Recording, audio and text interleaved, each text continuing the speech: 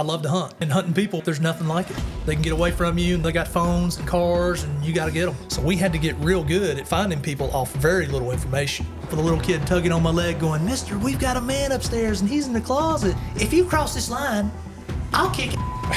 And this guy sued me for $12.5 million.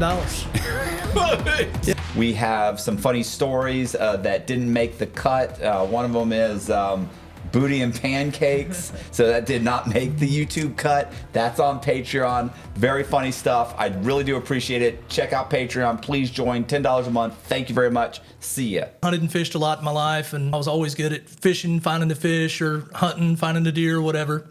I just wanted to hunt more stuff. Like I said, hunted different animals. We would hunt ducks and deer and hogs and whatever, so squirrels. And I was like, man, hunting. Got into coyote hunting for a while and stuff. And I'm like, well, that's pretty neat. I feel like that's vastly different. Well, so like, I look at it like when you're hunting a turkey, you're calling in a turkey, and a turkey, you're calling it and it's coming to you. And with a person, it's kind of like you're giving somebody a cell phone and a vehicle, and that's a little harder to hunt. It was just more of a challenge for me. So I was just like, well, that's be kind of neat to hunt people down. Well, how did you start that process? I mean, is there like do you go on Indeed? Well, not really. It's really hard to get into. My uncle was a Pickens County Sheriff deputy at the time, and he told me of some local bondsmen up there, and there was a guy up there named Charlie Chase, and we met going on a hunting trip to Arkansas together. We were duck hunting. He's like, yeah, man, I'm fixing to open a bail bond company. And I'm like, really? He goes, yeah, it's in Winder, Georgia. He goes, you should help me out and do recovery then. So we kind of hooked up, and he got his company going and stuff, and he had another guy writing bonds for him. And the guy had wrote a $60,000 bond for something, but it was an illegal immigrant. He skipped bond on a $60,000 bond. So like, soon as this guy gets his company started, it's about to go under. Right. He's like, $60,000 right off the bat. He's like, man, I had to put up $50,000 just to get started, and now they're fixing to take 60 from me. We start tracking him, and we finally get him tracked down multiple places, and we get to this apartment complex where we know he's going to be coming in one night. And we got multiple people set up, and me and another guy's out in the bushes, and a couple of them are upstairs, and one guy's out in the parking lot waiting to block him in when he comes in. And so he comes pulling in, and we're in the bushes out back. We didn't even have radios at this time. So we're like trying to communicate off of cell phones and stuff. So the guy pulls in, and he ends up figuring out what's going on, runs to his car, gets away. We don't know what's going on. We're out in the bushes. This guy gets away, and we're like, what the hell? So the way bail bonds work in Georgia also is one of the laws says that if somebody fails to appear for court, the court has to notify you within 10 business days. And they have to notify you through electronic fax, email, or a certified letter, which is how most of them do it. And it has to be postmarked within 10 days of the time they failed to appear. Well, luckily, they didn't send a 10-day letter on this guy. They sent a letter saying he failed to appear, but it's probably 20, 30 days late. Mm-hmm. So then we figured out, hey, wait a minute, there's this law. So we went to court and said, hey, judge, according to Georgia OCGA, whatever the statute was, 16-whatever, we're not responsible for this because we didn't get the letter in 10 days. Right. So we beat the county on a $60,000 bond and didn't have to pay it. That's a money-making kind of scheme because if they collect $60,000, like, they're not spending $60,000 looking for this guy. Oh, no. And that's just cash in their pocket, right? It is, but it's a good thing. Like a lot of people, you've got a lot of anti-bail people. And the reason is they say they're preying on the poor people and things like that. Well, the people aren't getting arrested for stupid reasons. They're doing something. They're in the wrong place, wrong time. Right. Right. So, and a lot of people don't want to admit that. Yeah. No. Even I understand, like, and let's face it, I mean, like, I've been in jail. There's some people, it's like when I got arrested, and the first thing they did was brought me for a bail hearing. Right. And I was like, I'm going to get bail. My attorney was like, no. You still have to see a judge within so many hours. You still have to see a judge. But even, and she goes, she said to me, she said, if you got bail, she said, would you come back? And I go, oh, no. Yeah. I said, without a doubt, there's no way I'm coming back if you gave me bail. And I know, and the big problem was, it's like this guy has the ability to disappear again. Right. And someone like that, like, yeah, you can't give this. He's got multiple passports. Like, no, we're not giving you bail unless you gave up so much that it would be advantageous for you to come back. It didn't make sense. And even if you're a poor person, you can take that into consideration. Okay, so maybe it's not $100,000 bail. Maybe it's 5,000, something like I could see adjusting it because look, this guy's on food stamps and he's broke and he's this and I could see adjusting it, but you have to have some incentive to come back to court. And it's what a lot of people don't realize. At the end of the day, it's a tax-free service for the taxpayers. It doesn't cost the taxpayers anything. Right. A lot of people don't realize a city can bankrupt a county if they wanted to. Like, so City of Atlanta's got this crazy crap now. They don't hardly do anything to you. If you want to go up there and go shoplifting at Home Depot, go up there and go shoplifting at Home Depot. They're going to write you a ticket if you get caught. And then you go over to Lowe's and you go shoplift over there and you might get another ticket. And then you go on over to JCPenney's or anywhere you want to go, you're going to get tickets all day. Well, when you get ready to head back home, throw them out the window because they have a 50-mile extradition radius. So if you get pulled over and you're further than 50 miles away, they're going to go, oh, you've got warrants in City of, oh, you're further than 50 miles away. Have a good day. And they're going to let you go. Oh, that's nuts. Right. And then so basically what happens is when those warrants go out, the city doesn't usually serve the warrants. The sheriff of the county is who's constitutionally mandated to serve those warrants. So all these warrants for all these little tickets, the sheriff is going to be the one that's going to have to handle this. And then the sheriff has to hire more deputies to bring them back, which if the sheriff has to hire more deputies, that comes out of the taxpayer's pocket. And they don't realize that. They want to say bail bondsman ain't no good and they want to let people go. But I mean, we have skin in the game. We put up the money, and if they don't show up for court, then we go get them. Right. Again, doesn't cost the taxpayers a dime. Right. And we're looking for people that they're not. I mean, if they got a stack of warrants, you can bet the little shoplifter to trailer park's the last one they're looking for. Yeah. And that's usually the hardest one to find.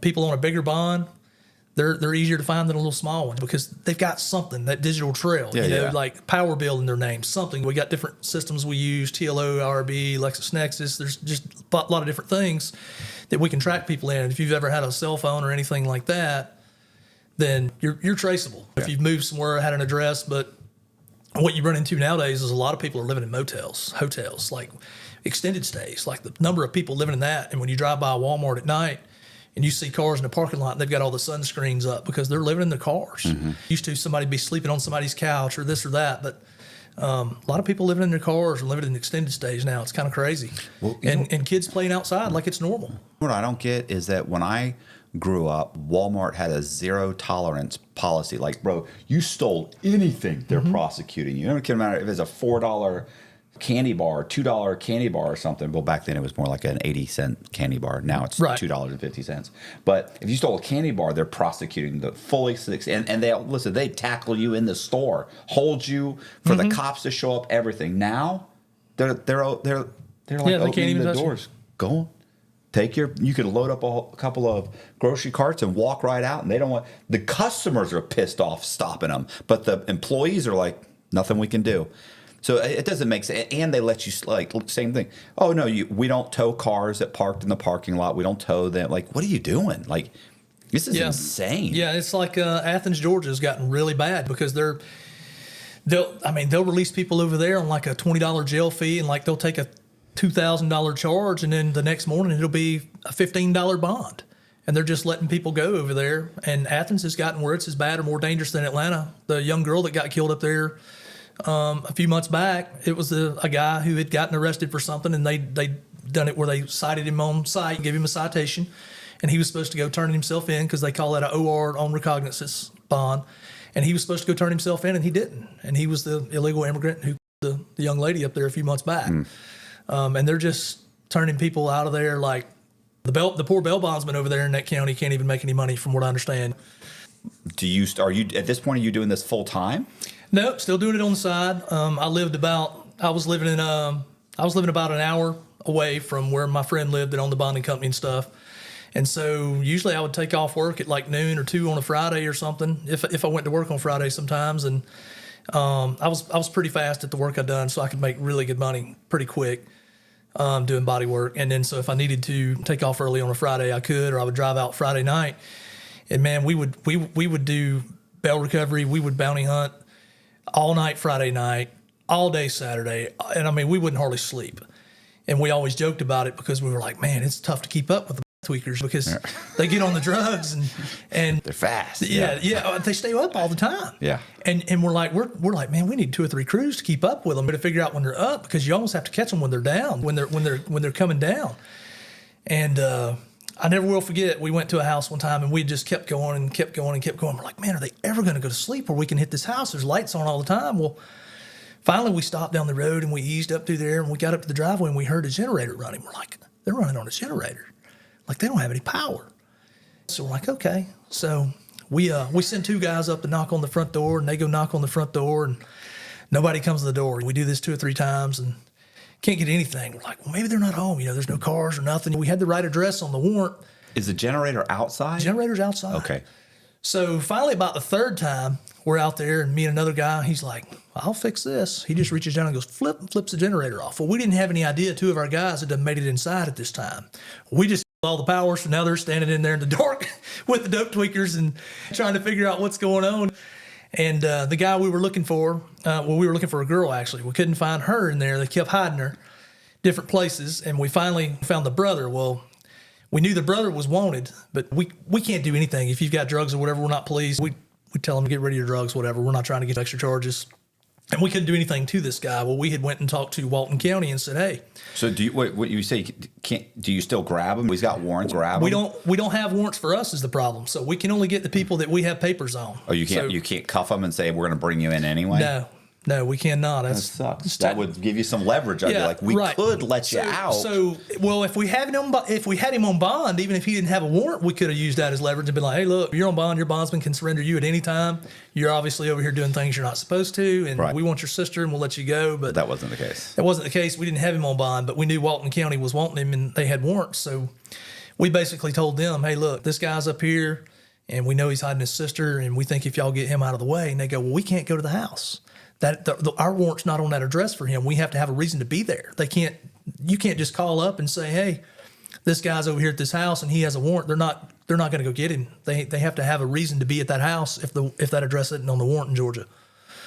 So did you fire off your weapon in the backyard and say someone's shooting over here? Well, they ended up telling us, they said, all right, look, we're going to stage down the road and y'all go over there. And by law, when we go to an address, we have to call it in and be like, hey, I'm going to Nicholsville Road. I'm going to be at this address. And this is what we're doing. This is who we're looking for. So they already knew we were there. So they told us, they said, when you get there, if they give you any problems, they said, just give us a call. He goes, that'll be a domestic disturbance and we'll be right out. So we gave them a call and said, hey, we're here looking for our girl. This is going on. And they showed right up. And of course, they arrested Mr. Val and took him out of there. And it was funny. We laughed for years about it because he was wearing some pink Hello Kitty socks pulled up to his knees. And so then everything, when you're out riding around and you're up for hours, you just kind of get delirious. Yeah. You're just thinking of anything to laugh about. So everything was Hello Kitty at that point. Every time we seen something Hello Kitty, we were sending pictures back and forth about the Hello Kitty contest. And I was in a bar called God, I can't even remember the name of it now, but this girl in there, she had these huge boobs out and everything. I mean, she had them covered, but she was a bartender, and she picks up this big water bottle, and it's a Hello Kitty water bottle, and starts taking a drink. And I said, I've got to have a picture of that for my buddy. Right. Because of the Hello Kitty contest. She goes, you want a picture? I said, yeah. So she just sticks it right there between her boobs and goes, here you go. And I sent him that picture, and he goes, man, I think you have won the Hello Kitty contest. So, but always trying to find something to laugh about, stay awake. Did you find the girl? We finally got her. The next trip out there, she was there, and we finally got her, and that rounded that up. But you just never know what you're going to run into out there. Like I said, that when they're on the drugs, they can just stay awake and they do the craziest things, taking things apart. And you can usually tell when you get to a house where somebody's using that type of substance because they've got things taken apart in the yard. And some people burn trash in the yard, but they're burning everything. Metal cans, beer cans, just everything. There's just certain places you look and you're like, yeah, something's not right. Right. It's a target-rich environment. So you can kind of tell. But so my brother... I'm sorry. I do have another question. Yeah. Are you allowed, like if the person's inside the house, like we pulled up, we saw the guy run in here. Are you allowed to go into the house, like force your way into the house? Yes. So basically, I mean... You see a lot of different things with people kicking in doors and stuff. You try not to do it because if you do it, you are ultimately liable for it. And you never know, like, if we kick in a door, it's got to be the address on the warrant usually, or I physically seen the person in there. Like, I have to know. I'm not just going to say when you tell me, hey, he's in there. Yeah. Like, unless I know you really, really well and trust you, I'm going to wait till I see him. Okay. And then you try to do everything possible. I mean, a lot of times you'll call the police out there and you're like, hey, he's in here. I know he's in here. I'm going to breach the door, but I thought I'd call y'all first because a lot of times just the blue lights and a cop knocking on the door, and they'll go police department, open up, and they'll open up as to where they want for us. You just never know.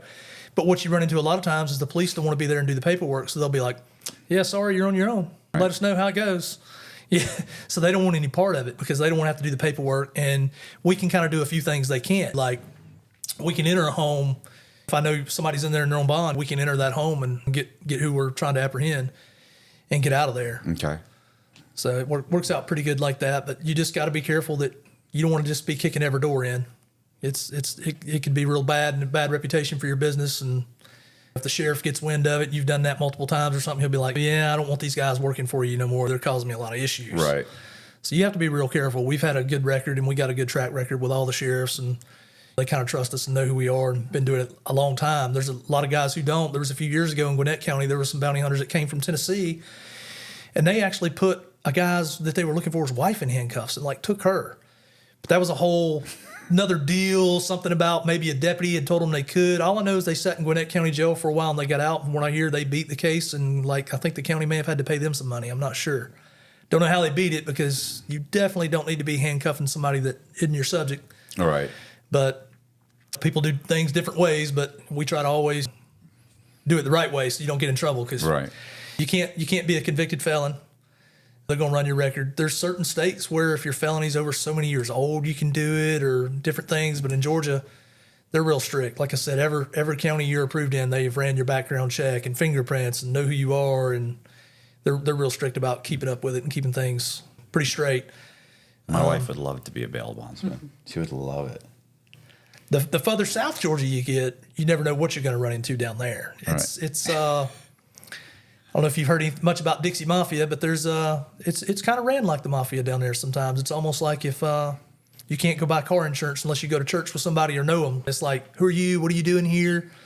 And you got to do everything down there by the way that sheriff wants, and they're a little different. They'll try to certain ones will try to get things out of you that may not necessarily be right, so you kind of have to figure out a way to avoid that. They might ask you for something or whatever, want you to do something, or things just aren't always on the up and up certain places. I mean, sheriffs are people just like anybody else. You get good ones and bad ones, and some that cross different lines.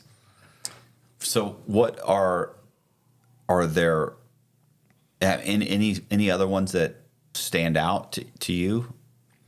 Any other I don't know, they're not arrests. What are they? Are they arrests? Pretty much. I mean, we're arresting them for their bench warrants. Yeah. Okay. So yeah. Recoveries. Oh yeah. So I've had a lot. So one time when I had my brother with me, my brother bounty hunted with me for a while too before he passed away. We had to go over to Auburn, Georgia, or Decula, Georgia, and we were looking for a guy. And like somebody says, man, he goes to this country cupboard every Friday, and he goes in there and they cash his check and stuff. So we pulled in there and we seen him pull in this Mustang. Well, there was a lot going on, and he got in there and he got out, and then we didn't realize where he went. We couldn't follow him in time and stay a good distance. So we're like, well, we're going to come up here next Friday. Right. So we come up the next Friday. So wait, I have another question. Sorry. Yeah. Why would someone call you? I know the answer to this, but why would someone call you and say, hey, this guy, I know you guys are looking for him. He goes here every Friday. Why would someone tell you that? Well, they were kind of being hemmed up on some stuff too. And we're like, look, we need some information. We need to know where this guy is. You get a co-signer on the bond, somebody who signs on it, and it's like, hey, Okay. You're going to be responsible to pay this, or you're going to have to tell us where it is, or your mom's going to be responsible. You don't want that responsibility on your mom. Just tell us where he is. They're going to find him anyway. You can't run. The other bondsman was saying that she would offer like a reward. Like Absolutely. He would say, hey, if you tell us and we get them, I'll give you $500. We'll pay people all the time. I mean, we've even helped people out that we've arrested, and we're like, hey, if you can tell, we have fed them. I've got pictures of people eating hamburgers and girls smiling, drinking milkshakes in handcuffs, because you want to treat them right. You want to be good to them, because when you take them back to jail, you don't want them going, man, the bounty hunter come and got me and beat the shit out of me, and he worked for this other company, and don't call that company because they're just shitty. You don't want that. Right. You want them to go, man, I missed court, and the bounty hunter come and got me, and he kicked my door in, but man, I didn't know what I was going to do, and he left my wife $20 to get my kids something to eat. He put $10 in my pocket where I have it on my books. He bought me a hamburger on the way here. If you can help them out and do something. And believe it or not, man, they'll have people in the jail. They'll be like, yeah, man, he come and got me. You should call him. He's a pretty good guy. Really, it's my fault for missing court after they cool down. Right. You don't want to have to put them in there, beat all the crap, bad-mouthing you. So you said the guy's going to get his check cashed. Right. He's going to cash his check, and he gets out of there, and we got behind some other cars, and we couldn't follow him. So the following Friday, my brother got off work early. He says, all right, we're going to get him. And the guy's name was Billy Joe Standridge. And my brother, like I said, always cutting up. He was calling him Billy Joe Sandwich. All right. He said, we're going to go get Billy Joe Sandwich this Friday. I said, okay. So a lot of times, man, you get a lot of people who do this, and they'll have like police cars or ex-police cars and stuff. We've always tried to do things a little more undercover. We've caught the most people out of a minivan. So this guy pulls up in the gas station, and my brother blocks him in the minivan, and I jump out of the passenger side, and my other buddy jumps out of the back, and we run around, and before we knew it, my brother had done grabbed this guy in the car. The guy had opened the door, and my brother done pulled him up out of the car. He was a pretty big boy, and done pulled him up out of the car and turned around and had him handcuffed. Well, little did we know, the guy hadn't even put the car in park. So the car goes through the front of the store, through the ice box, through the front of the store. And we're like, crap. And it just kind of pushes the bricks and everything in and just kind of sits there, and it's idling. And all of a sudden, this other guy pulls up, and he comes running over there. He's like, what's going on? What's going on? We're like, he's got warrants. He's going back to jail. And he's like, oh, man, what can I do to help you out, Billy? And we said, I don't know what you're going to do, but he's going to jail. And then Billy goes, can he take my car? Can I leave my car keys? And we're like, sure, whatever, if you want him to take it. So we get him in the car, and we get going up the road, and we're talking. And a few minutes later, we try to keep them talking as you're going to the jail, because if they're talking and you're asking them questions and stuff, they're more likely not to be fighting and raising hell. So you're trying to talk them and keep them calm until you get there, and you're trying to get there as quick as possible. And so we're going down the road, and he looks over and he says, oh, man, like that. And he nearly starts crying. We're like, what's wrong? He goes, my buddy that got my car. I said, yeah. He goes, man, he just got all my dope for the week. So he just went and bought all these pills and different things that he was going to be street pharmacist with. And now his buddy, who he didn't trust as good as he thought, has got his car and all his products. So, yeah, he was pretty upset about that. But So they're just riding in like your normal van, like in the back of the van? Yeah. So a lot of times what we'll do is, and I'll put them in the front seat a lot of times, actually, next to the driver, and then I'll sit behind them. That way I can sit behind them with a gun or a taser or whatever I need, or I can grab their seatbelt and pull on it and keep them from doing whatever. Right. It just depends who it is. If there's more than two of us or whatever, I might ride them in the back seat, but I'll put them on the passenger side in the back, or somebody's sitting here. That way they can't get to the driver and cause us to have a wreck or something. Yeah. We run cameras inside the cars usually and stuff like that. If it's a female especially, we'll have a camera. Not only that, we'll call in time and mileage the minute we get them. We've already called in and said, hey, we're going to this road. This is who we're after.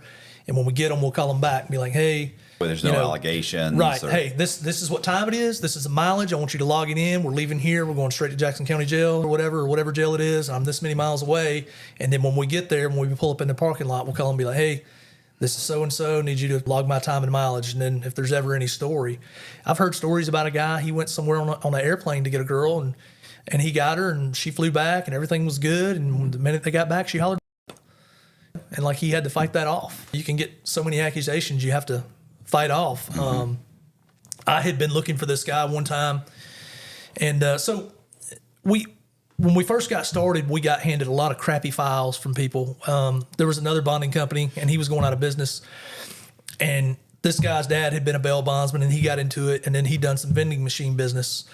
Well, he was letting this other guy just go write bonds. He's like, man, just go write bonds. A lot of the sheriffs didn't keep up with it. You could write whatever you wanted. Just take the money, and you might have a forfeiture here or there. You have to pay if they forfeit it.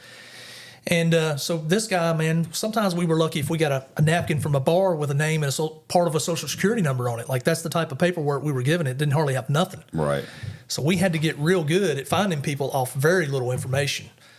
Do you have like a what is the LexisNexis? We use that, and IRB and TLO and Delve Point and different things we use. But when you're first starting out, that's got to be good stuff, though. That's got to tell you just all kinds of stuff. It is, but when you're first starting out, it's hard to get those products because they're like, you're just a bail recovery agent. Like, we don't know who you are, like this and that. Well, even then, sometimes it's probably just too much. Like, I bet you these guys got all kinds of addresses. Like, how many addresses can you track? They do, and that was one of the things about staying up all weekend. Is sometimes you have to trace them all. And you would run down a list of old addresses. There was a time when we were running down a list of these old addresses, and we had already been to this house, and we couldn't find the people. And we went to another house, and we were there. We're like, we're looking for this girl. And they're like, well, we don't know. And the guy come out in the yard and he's like, I don't know. I ain't seen her. Well, he had this little pit bull pup running around and it had on this little orange collar. And so we're like, dang, we can't find this girl. And we're like, well, let's just go back and check this other address. You know, we were there at 2 a.m. and nobody answered the door. I don't blame them. Let's go back there during the daylight. We pulled up in the driveway. There were still no cars there. But when I looked, there was a little pit bull puppy running around in the yard with an orange collar. And I'm like, that's the same dog that was at the other house from the people that didn't know her. Right. Knock on the door, and there she is. Turns out this was her ex-boyfriend's grandma's house. She had made really good friends with her ex-boyfriend's grandma. Grandma was in the hospital, and Grandma sent her over there to get her some pajamas. And like if we wouldn't have just went back, we would have never known. But this was an address that was like she had lived in 8 years ago.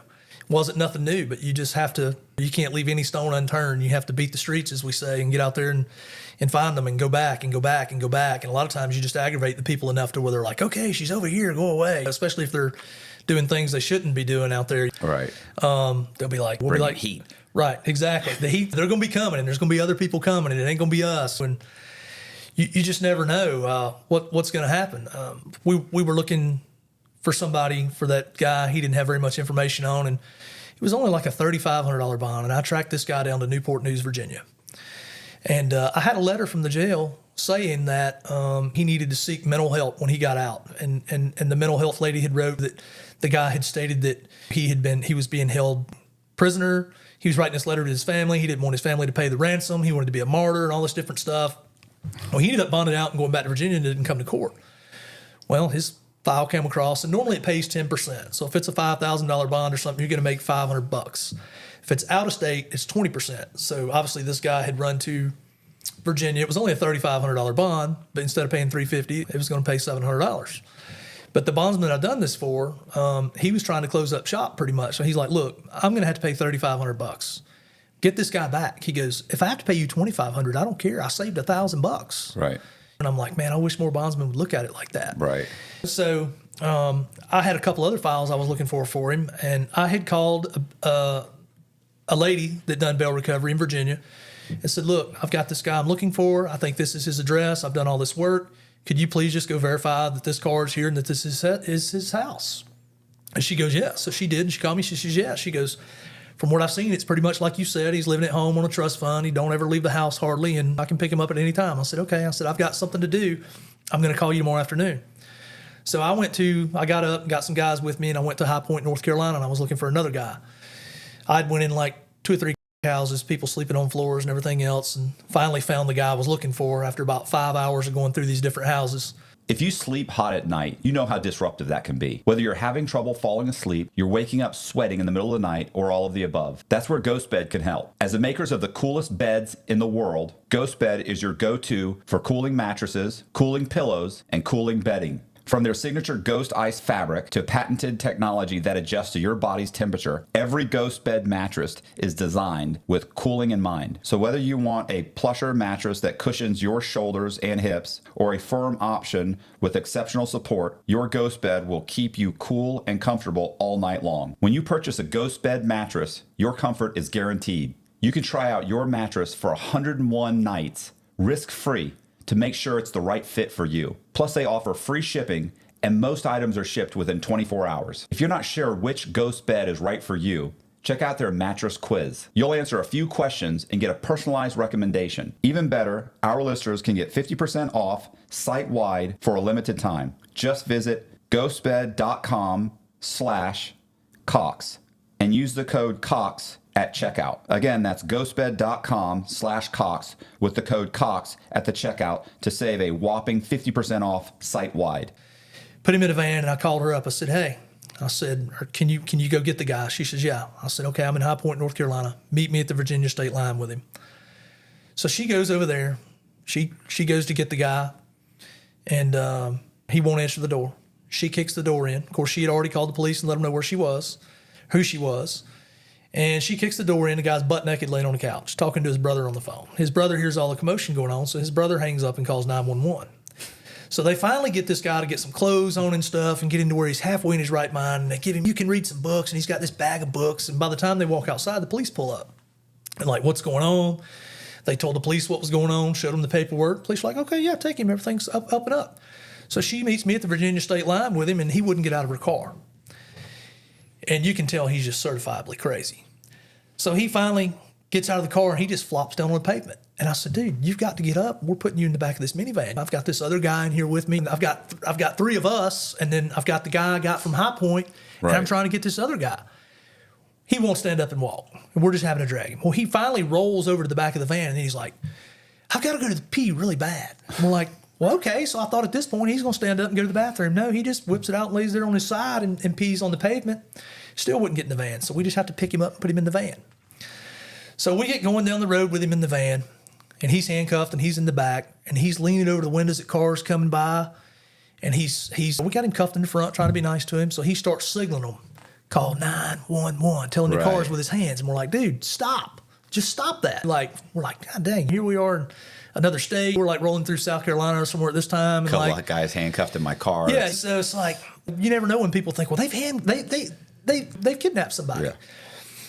So we ended up taking and handcuffing, had leg irons on him as well. I handcuffed his handcuffs to the leg irons where his hands were down here, where he couldn't do it.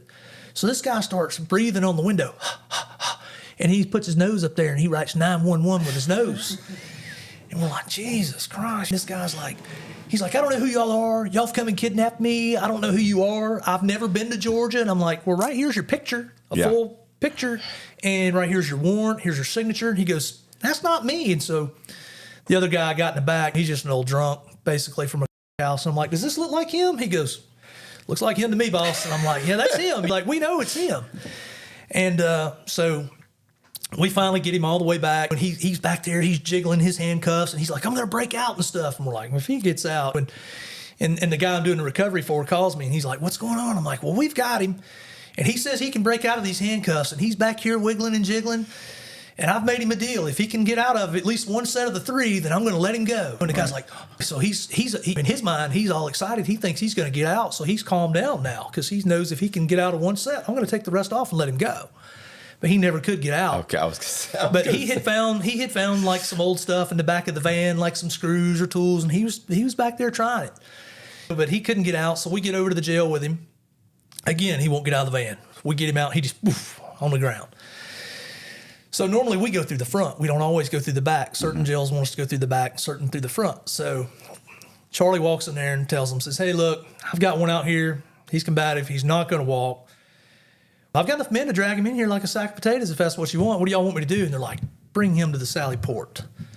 So this particular jail don't normally want us to pull around to the Sally Port, so they did. So we started unloading weapons and stuff. And the guy won't get back in the van. So we have to pick him up and throw him back in the van. So we pull around to the Sally Port, and when we pull in there and both the big doors close, another door opens, and like 6 deputies walk out with tasers.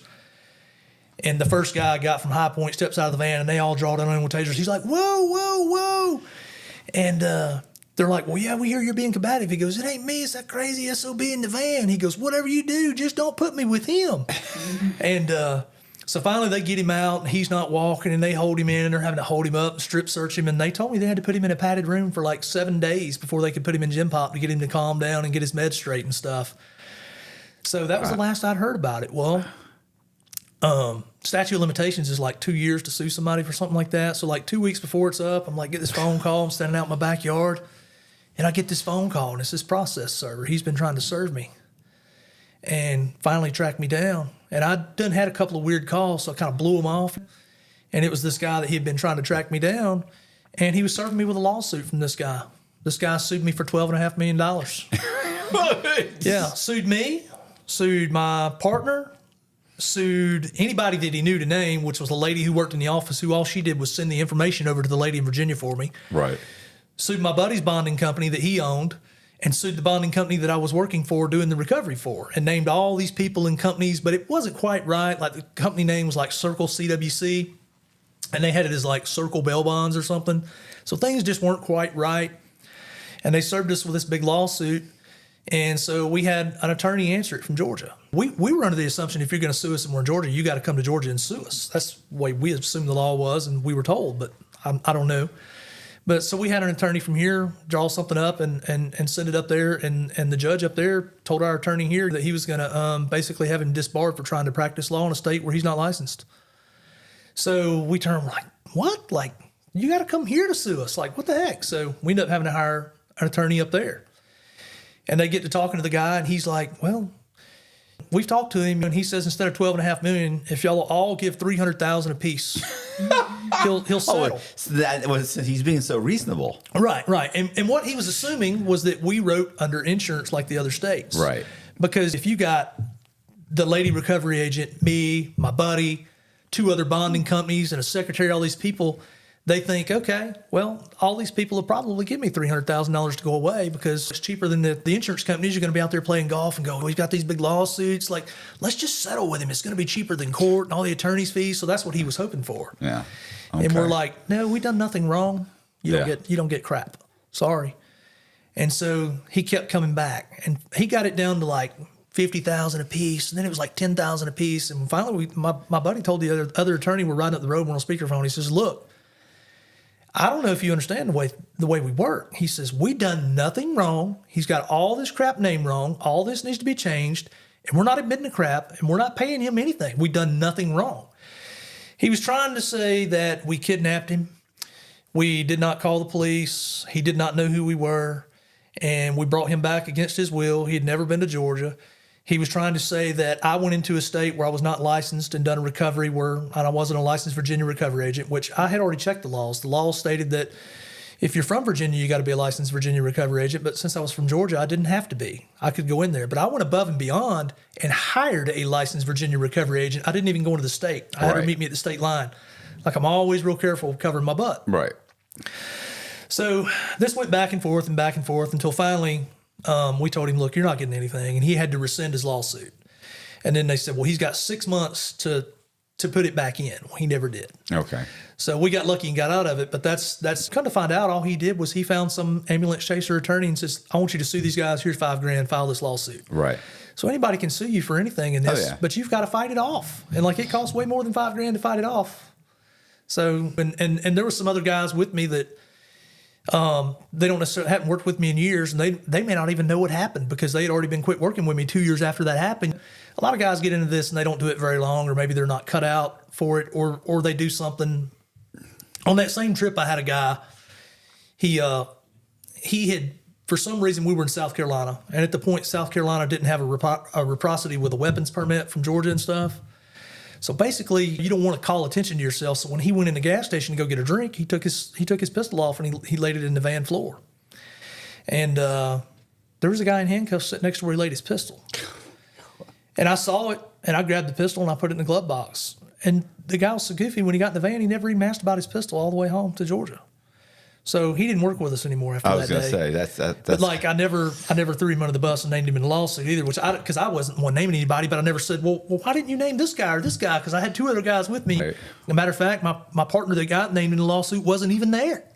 He was in Georgia. He was on the phone with me, going, yeah, okay, let me know when you get him back, and I'll meet you at the jail or whatever. But his name was on the paperwork, is all it was. Because when we finally got the guy in the jail, we're trying to wash up and everything, and somebody has to sign the paperwork. And he's like, man, I'll sign the paperwork. So his name was on the paperwork. So they looped him in with it, even though he wasn't even there.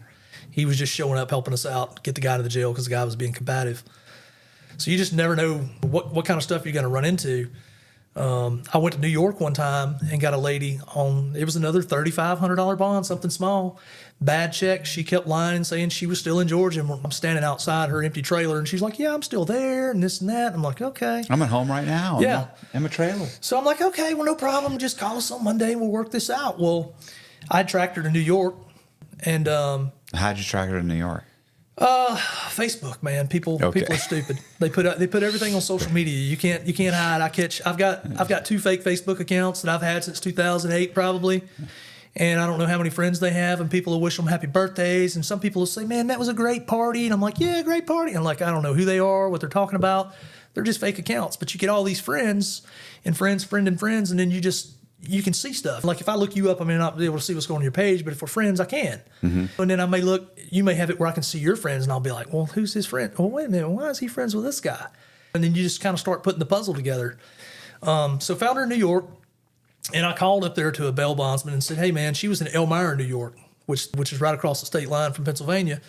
There's a big prison up there and stuff in Elmira, and so I called a guy, and he happened to be a bail bondsman, but he goes, man, what I do during the day? I said, what? He goes, I'm a mechanic for the city of Elmira Police. I said, really? He goes, yeah, I'm a bail bondsman. I said, well, she's there. He goes, okay. He goes, let me know what you want me to do. And I said, just ride over there and see if you see this car and see if it has a Georgia plate on it. Mm-hmm. So he calls me back. He said, yeah, man, the car's there. I've done watched it, and they're here this hours and this hours. So me and my partner, and we take his wife with us. And we're going to ride up there. So we drive straight through, and we get to Pennsylvania. So we stop and get a motel just long enough for all three of us to go in and like take a cat nap and get a shower. And then we go up there and we call him. We're like, hey, man, we're here. Do you want to meet with us? He said, yeah. So we had him go to the house with us and found her and got her. And the reason they had went to New York was she said, so she was gay. She had a female partner. Her female partner had what she said was gender dysphoria. She thought she should be a man. Well, in New York, they would pay for half of her sex change.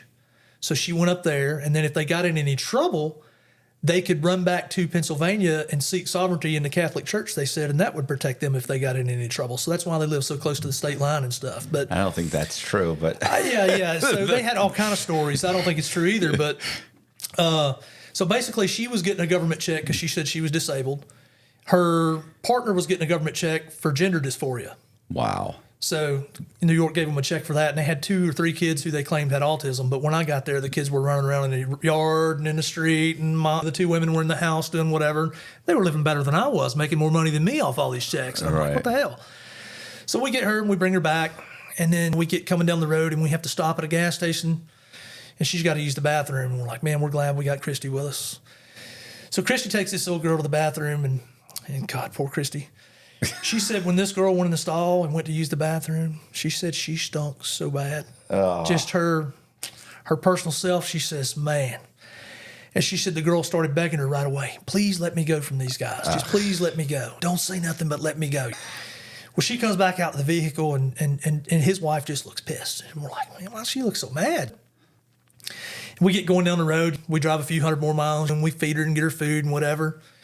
And then she's got to go to the bathroom again, and Christy comes back, and she's just mad.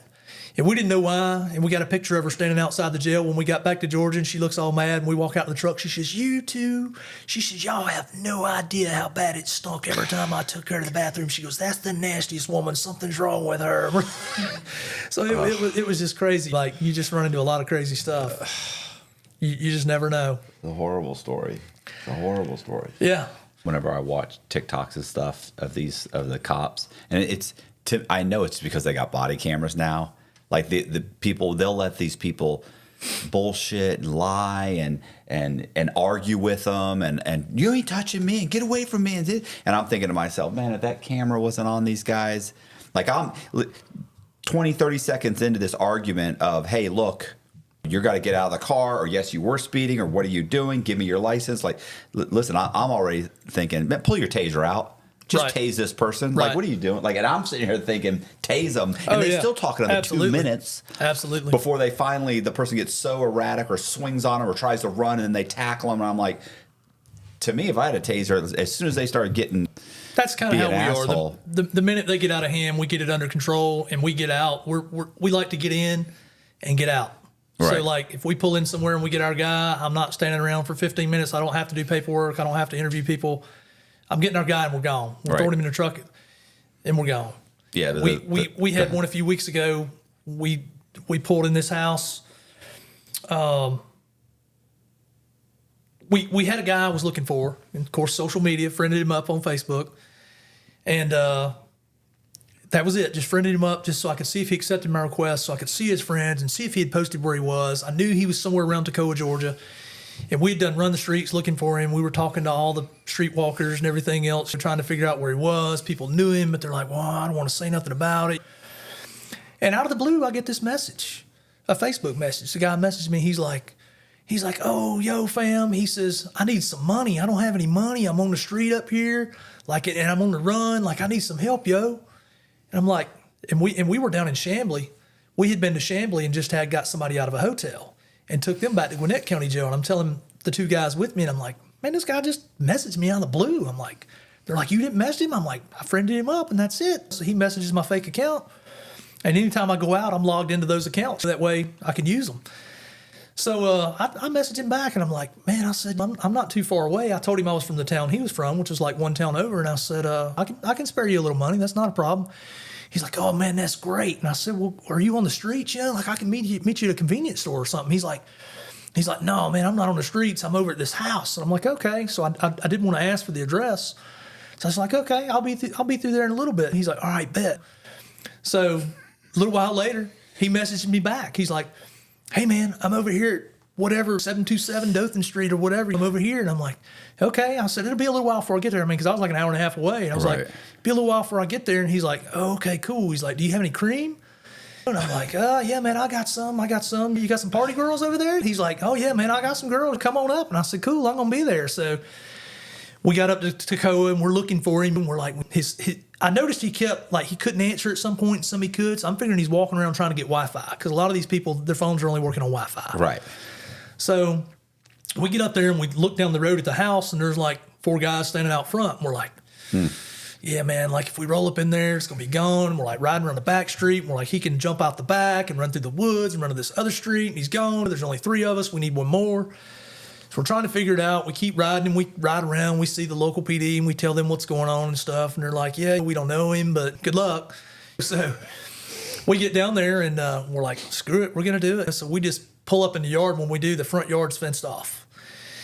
And we pull up. John jumps out of the back of the truck, and he runs all the way up and runs around to go in the gate of the fence. Charlie runs around the back door, which come to find out is the door they were using because they were driving under the driveway and coming in the back into the kitchen. Well, I jump over the fence, my foot slips, and I just fall straight on my back. Bam! Jump right back up, luckily. I'm still the first one to the door, and I seen the guy running around the corner.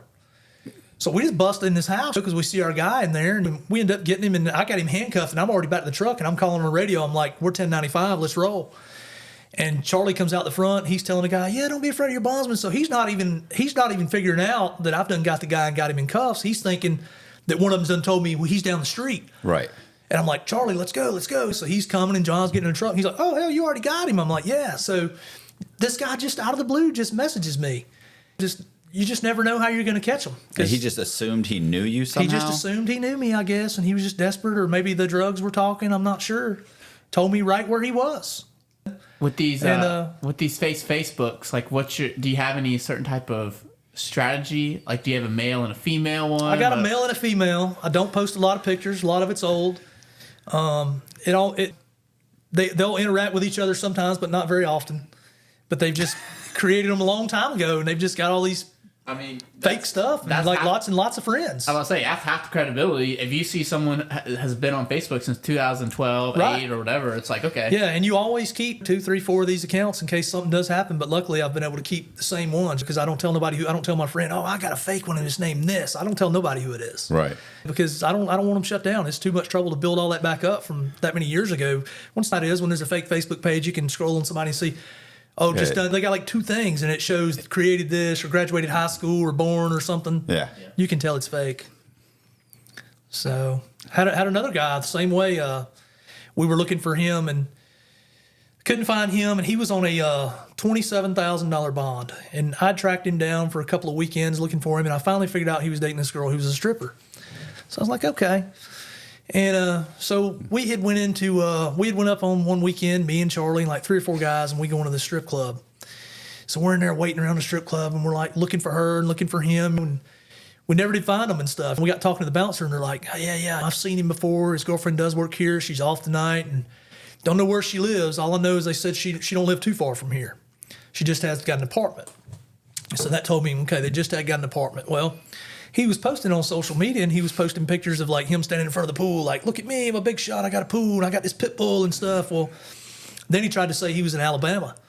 So we thought, well, maybe he did run to Alabama. So I called a guy I knew in Alabama, and I'm like, if he's in Alabama, he's at Grandma's, can you go over there and check it out? So he went over there, and he says, he's not at Grandma's. All right. Well, the very next morning, the guy posted a picture of the pit bull sitting on a bed. Well, the pillows on the bed matched some photos from his girlfriend's Facebook page. And I caught that. Right. I'm like, he's with her. Right. He's with her. So then we started trying to figure out what apartment complex he's in Atlanta. There's so many apartment complexes in Norcross where he was. And so I'm steadily rolling through pictures, and I'm like, okay, he's got a dog. He's at a pool.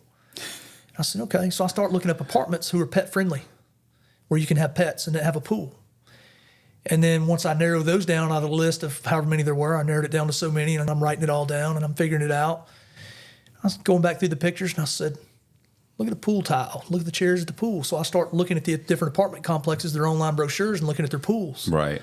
I found the apartment complex picture of the pool that had the same exact pool tile. Is it close to where or you're also taking into consideration close to the it was like 3 miles club? away. Yeah, okay. And I had like a 20-mile radius I was searching.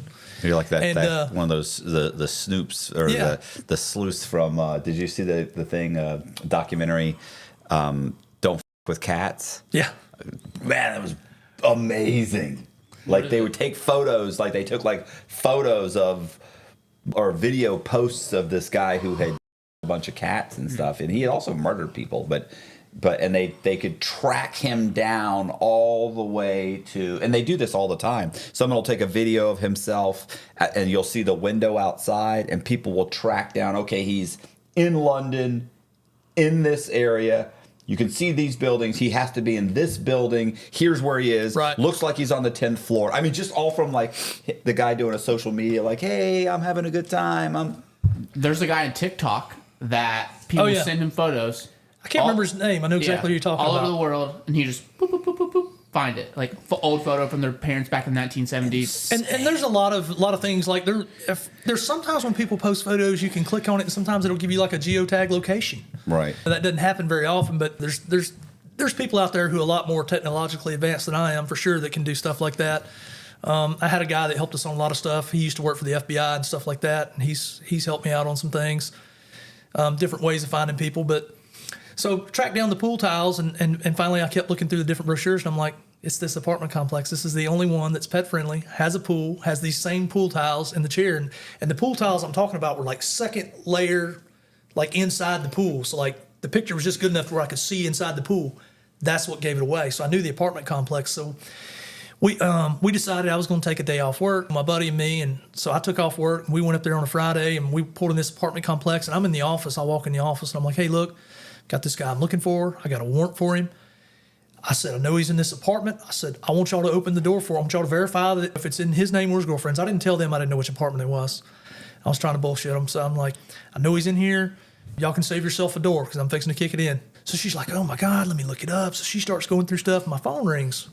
That's my buddy in the parking lot. I'm like, what's up? He goes, man, he just walked outside. I said, what? He goes, yeah, he's outside. So I tell her, hold on a minute. So I'll go outside, and I'm like, what's up? He goes, man, he's outside. He's walking that dog. So he walked around the backside of the building, and so we just go over there. How my big buddy is the walks dog? around. It's a puppy. Oh, cool. So no big deal. So my buddy went around one side, I went around the other, and we got the guy. He had no clue, and he's like, how the hell did y'all find me and all this stuff? But I thought that's pretty good. I made like $2,700, and I had maybe 6 other hours in him other than that. Did you pick up a puppy too?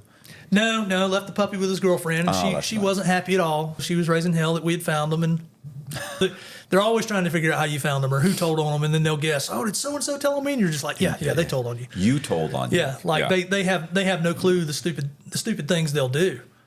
I got a question as far as like the logistics of how. So at this time, are you doing it part time, like on the side? Yes. So what is it like? Are you kind of like researching during the week? You're kind of getting a little bit of leads, and then you decide, okay, this weekend, me and my buddies are going to round up, and we got leads on these 3 guys, and we're driving through the night. All week long, I'm sitting at home, and I'm searching social media, and I'm searching the different databases, and I'm just Googling and searching different things. You just It's like a hobby. Yeah, I mean, like I said, I love to hunt, and hunting people was just like there's nothing like it. They can get away from you, and they got phones and cars, and you got to get them. Are you married? I am. Well, let me tell you, So- that's got to be a contentious. I'm a wife too, so I'm a wife number 2. So Oh, okay. I was gonna say because I pick up my cell phone to check YouTube 60 times a day, and Yeah. I get the it's like, okay, just hold on, let me just. yeah, I mean, it wasn't too bad. She knew I hunted and fished a lot anyway. Matter of fact, when we got married, they're like, Do you know you're married? And they're like, she was like, yeah. And they're like, he hunts and fishes all the time. You're never going to see him. Because Right. like I was going all the time. So basically you're doing research all week long trying to find these people. Right. You never know what you're going to run into. So we had a guy in Winder, Georgia one time we were looking for, and we went to his apartment, and we had seen him go in, and we were just kind of waiting for things to settle down, and he never would answer the door. And there was like I said, we had like me, Charlie, my brother Jody, another guy named Charlie. I had a guy named Doug Kilburn that worked with me a good bit. He was military. Another guy named Jason that helped us. A lot of different guys. Sometimes we'd have 2 carloads of people. So we would do our research a lot. And like I said, we all love to hunt for fun. Like this was fun to us. It wasn't just a job. So even though we all had daytime jobs, this was fun. And we took so many people back. There'd always be 4 or 5 of us sometimes. And it was kind of funny. The people down at the jail would joke and say, oh, here comes the wolf pack. They're out all hours of the night hunting people down. So they called us the wolf pack. It was kind of funny. They were friendly people at the jail. And so we were trying to get this guy, and we had called the police department. We said, hey, look, he's not answering the door. We know he's there. And we wanted y'all to knock on the door. So they knock on the door, and guys still won't come to the door. They said, well, that's it. Sorry, guys. We tried to help. See y'all later. And we're like, we're going in. Right. And they're like, what? And we said, we're going to kick the door in. So he calls his sergeant or whatever, and he comes back. He says, sergeant says y'all kick it in. Do what you got to do. See you later. We're gone. They don't want no part of it. They don't want to be there. So we kick the door in and we find the guy. And when we find him, he's trying to act like he's sleeping, but he's not. And he's in his little bikini brief underwear. And we have a statement called "You ride like you hide." Right. And when you're hiding like that, you're going to jail like that. So after about 10 o'clock at the jail, they'll lock the doors. And so when they'll open up, like the first set, you can walk in, you have to hit a button and talk to somebody. Yeah. So we've got this guy standing there in handcuffs, and he's in his underwear. And mash the button, it goes beep. Somebody comes across, and you can hear them, yes, like that. They're laughing. And the ladies at the jail thought we were punking them. Right. They literally thought we were playing a joke. I'm like, hey, this is Todd, and I'm here to turn the guy in. He's got warrants, and they're laughing coming across, and they come out. It was just so funny because the guy was in his underwear.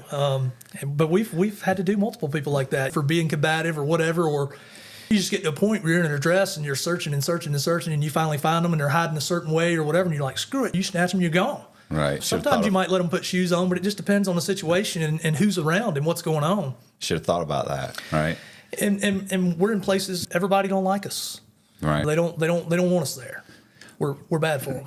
So I have a question. You bring all these guys, the wolf pack. Like, what are you paying these guys? Like, I mean, is everybody share in what we collect? Pretty much. Or okay, pretty much. Everybody shares in what we collect. And like I said, normally we would do. I mean, I've got well over 1,000 documented captures, well over. And I know some people may go, well, that sounds like a lot. Well, really, if you've done one a week for 10 years, that's 520, and I've been doing it almost 20 years. So, right.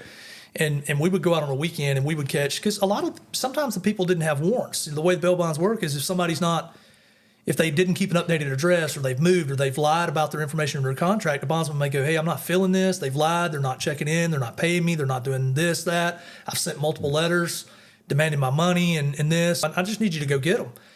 You got some bondsmen that are, I don't worry about it until they miss court. You got some bondsmen that get all worked up about it, and they're like, here's 5 files. Go get all 5 of them. They've pissed me off. Go get them. And you go catch all 5 of them, and you're like, here they are. I want my check. And they're like, what? And they kind of, well, I didn't know you was going to get all 5. And I'm like, yeah, this is what we do. Don't give me the files if you don't want us to catch them. Yeah. So we got a good reputation. We had another guy out of Covington, Georgia, another bondsman, and he wanted me to do some recoveries, but he was tough to do for because I'd already been told that sometimes he didn't want to pay you after you done it. Mm-hmm. And so the first one I done for him, I called him from the jail parking lot. I'm like, hey, I'm here. I've got your guy. Come on up and pay me. He's like, well, man, just go ahead and turn him in and I'll pay you tomorrow. And I'm like, no. I said, I'm just going to tell you straight up. That wasn't our agreement. I said, you come pay me or I'm fixing to let him go. So you going to turn him loose out of handcuffs? I said, yep. And so he came and paid me. But he would give you files where he had already sent 2 or 3 other bounty hunters out that couldn't find them, or he had already called them up and threatened them and harassed them. And when you now they're scared and they know you're looking. Right. So you always wound up with a lot of stuff like that. So you wound up with some stuff that was so old and hard to find, or no information, or people that somebody had already scared the hell out of them when you were trying to track them down. It was just you never knew exactly what you were going to run into. We've had times where we've had somebody on bond and the U.S. Marshals or somebody's called and they're like, hey, we're looking for so-and-so. You're like, do you have any information? Last week I had one call me. Hey, I'm looking for so-and-so. Do you have any information on him? And so I've been working with a marshal trying to track this other guy down. And so what happens if the marshal gets him? They take him on, and usually wherever they take him, I can call my whatever jail where the bond is and say, hey, look, here's the deal. We were on him. U.S. Marshals got him. They have him in custody here. Can you place a hold on him and allow the bondsman to get off the bond? And they'll usually allow you off the bond. And then you get paid. We get paid, and then whenever they're done with the Fed time or whatever, or whatever they're there for, if the county decides they want to mess with it, they'll transport them back. But as long as the bondsman gets off the bond and gets what we call the pink copy, it's normally a pink sheet of paper. Sometimes it's white or whatever. But as long as you get that bondsman off bond for him, you're getting paid. Okay. Yeah, that's the main thing, and that relieves him of that liability on that bond. But we had one guy, his mom was trying to hide him real bad and stuff, and he had an ankle monitor on, so we knew exactly where he was. But the marshals got to his house looking for him, and they said they couldn't find him, this and that. And I said, look, his monitor's there. He's there. Mom is hiding him, and he was up in the attic hiding in the insulation. And that's horrible. Yeah. And come to find out, the deputies called me back, and there was already a lot of weird stuff going on. Stepdad didn't know quite why Mom was hiding the kid and stuff like that and taking up for him. Come to find out, they kind of had, Mom and the kid had some type of strange relationship going on. Okay. And so that was a weird situation. Okay. But they were able to finally drag him out of the attic and get him and take him to the jail because she kept hiding him. You obviously know what these guys were arrested for, right? Like, yeah, we have their bond paperwork, so we know. So obviously, the funny thing is, a lot of them that have weapons charges or bad aggravated assault charges and things, a lot of times they're the easiest ones to go. It'll be some little shoplifter or something like that that'll have a gun or something that you got to worry about. And a lot of the people you go after are on drugs, but a lot of those you don't even worry about guns anymore because a lot of them have already had to sell it because they're doing the drugs, so they've sold their gun to get more drugs. Unless you're just going after that high level person. All right. For years, we didn't even wear bulletproof vests. And then finally, we ended up buying like some Georgia State Patrol takeoff vests that they had sold to like a surplus store, a gun store, and we bought them from them. And then Do you have body cameras? Back then, we didn't even wear body cameras a whole lot. We do now. And the vests we wear are a lot more elaborate now. It's like a level 3A vest and also with like a 1-inch ceramic plate, so it'll stop rifle rounds and stuff. But to be honest, the most people we've caught have just been wearing street clothes, man. You just walk right up on them. I've been to, so one time I had a guy I was looking for, and I knew he ran heavy equipment. I knew the company he worked for, but it was like a mom and pop heavy equipment company that ran out of their house, but they had a good bit of equipment. Right. But it ain't like you could just call over there during the day and say, hey, I need Bob. When's Bob going to be there? Because Bob's out working on a job site. Yeah. And if you call, they know something's up. And if they tell him somebody called for you, people know that when they have a warrant. So I basically called up and said, hey, I hear y'all are hiring. He goes, yeah. And I said, okay. He goes, what can you run? I said, man, I can run a bulldozer. I can run a pan. I can run skid steer. I can run anything you want. Excavator. I can do it all. He's like, really? I need somebody like you. I said, okay, what do? I need a job. He goes, well, I've got 2 job sites right now. That's all I got going on. He goes, you can go to either one and talk to my foreman, and you can try out. If you can run that equipment, I'll hire you tomorrow. I said, great. So he told me where the 2 job sites were. The first one I went to, there was the guy's Ford Taurus sitting there I was looking for. So then I just went straight up to the foreman and went, hey, man, I didn't even tell him I was the guy about the job. I just said, hey, I need to see Bob. Well, he's down there on that piece of equipment. I said, okay. So they called him on the radio, and the guy comes up, jumps off the equipment, and is like, what's up? We're standing there in plain clothes like, you're going to jail, buddy. So got him on his job. Had no clue we were there. Had we been vested up and everything else, he wouldn't have drove his equipment up there. He would have run in the woods or whatever, and we'd have been trying to run through some construction site. Does that happen sometimes? You walk up and you say, hey, look, we're here to do the serve a warrant, and they boom, they bolt. Oh yeah, all the time. Right? So and you're trying to tackle them or tase them or something. You can't shoot them. So, but had another guy. I went to a job orientation. You can't shoot them. Those pesky laws. Went to a job orientation at Harrison Poultry one time to go get hired on because the guy I was looking for, I knew he was going to orientation. So I didn't even fill out the job application, but I just showed up for orientation. And went in there and sat next to the guy. And I was like, man, this looks just like him. It's got to be him. And then finally he pulled his sleeve up and done that. And I seen the tattoo. He had like a heart or something. And I seen it. And I'm like, this is him. So finally, I just handcuffed him and took him out of job orientation. But he had no clue. Do you tell him, or do you just suddenly you hit him with the handcuff, and as he's going, hey, what's going on? Well, he stood up and I'm like, man, I'm your bondsman. You got a warrant. You need to turn around and put your hands behind your back. One of the first recoveries I'd done years and years ago, I remember it was super easy. And I was like, well, this is fun. And if I'm going to get paid for it, even better. It was like going on a hunting trip. My buddy's like, we're going to go get this kid. He works at the Subway. I mean, there was nothing to it, man. We pull up. One guy goes out back. One guy goes in the front. And the other one sits in the truck in case he goes somewhere else. And like, we just walk into the Subway, get the sandwich artist, and take him out the back door and put him in the truck and gone. I made like $300 in 10 minutes. I was like, man, this is great. This is easy money. But I mean, you've had other times where I had a guy at Shane's Rib Shack one time we were looking for, and we went in and didn't see him anywhere. We didn't know he was a cook. We were told he was a hostess or something. We didn't see him anywhere, and we're like, well, we're hungry. Let's eat lunch. Well, then the guy walks out and checks to see if our food's okay. It's our guy. So we finish eating our stuff, and then we tell him, look, we want to thank the cook. He comes back out. We put him in handcuffs and take him to jail.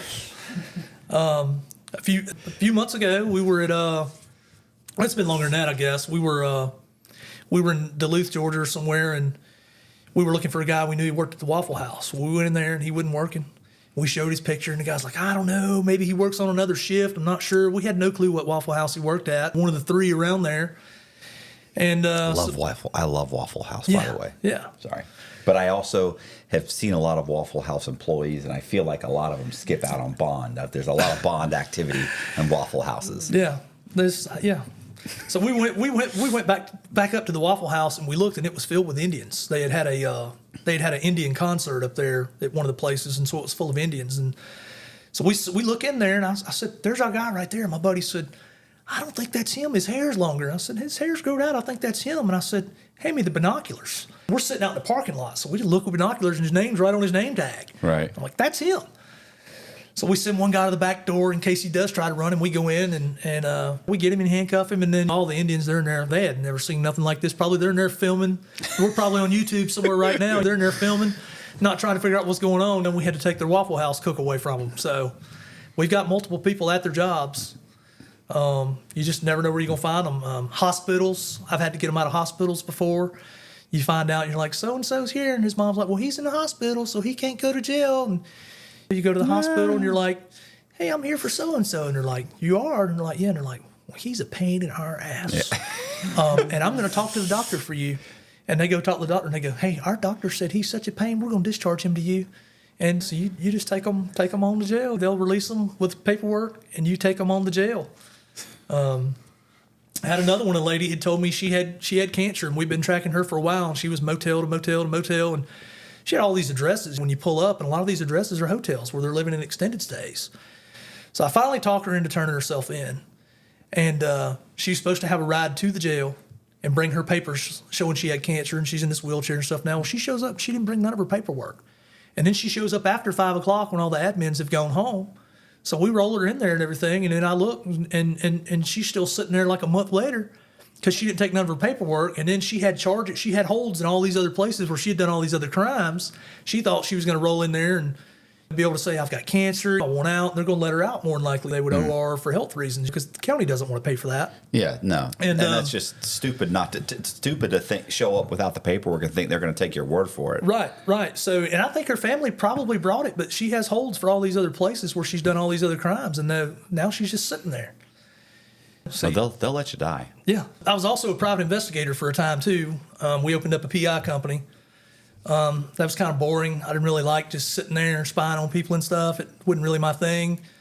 But it was pretty neat. We had a guy, he told us his son had been arrested for arson, and he wanted us to look into it because he was fixing to be doing 30 years for arson.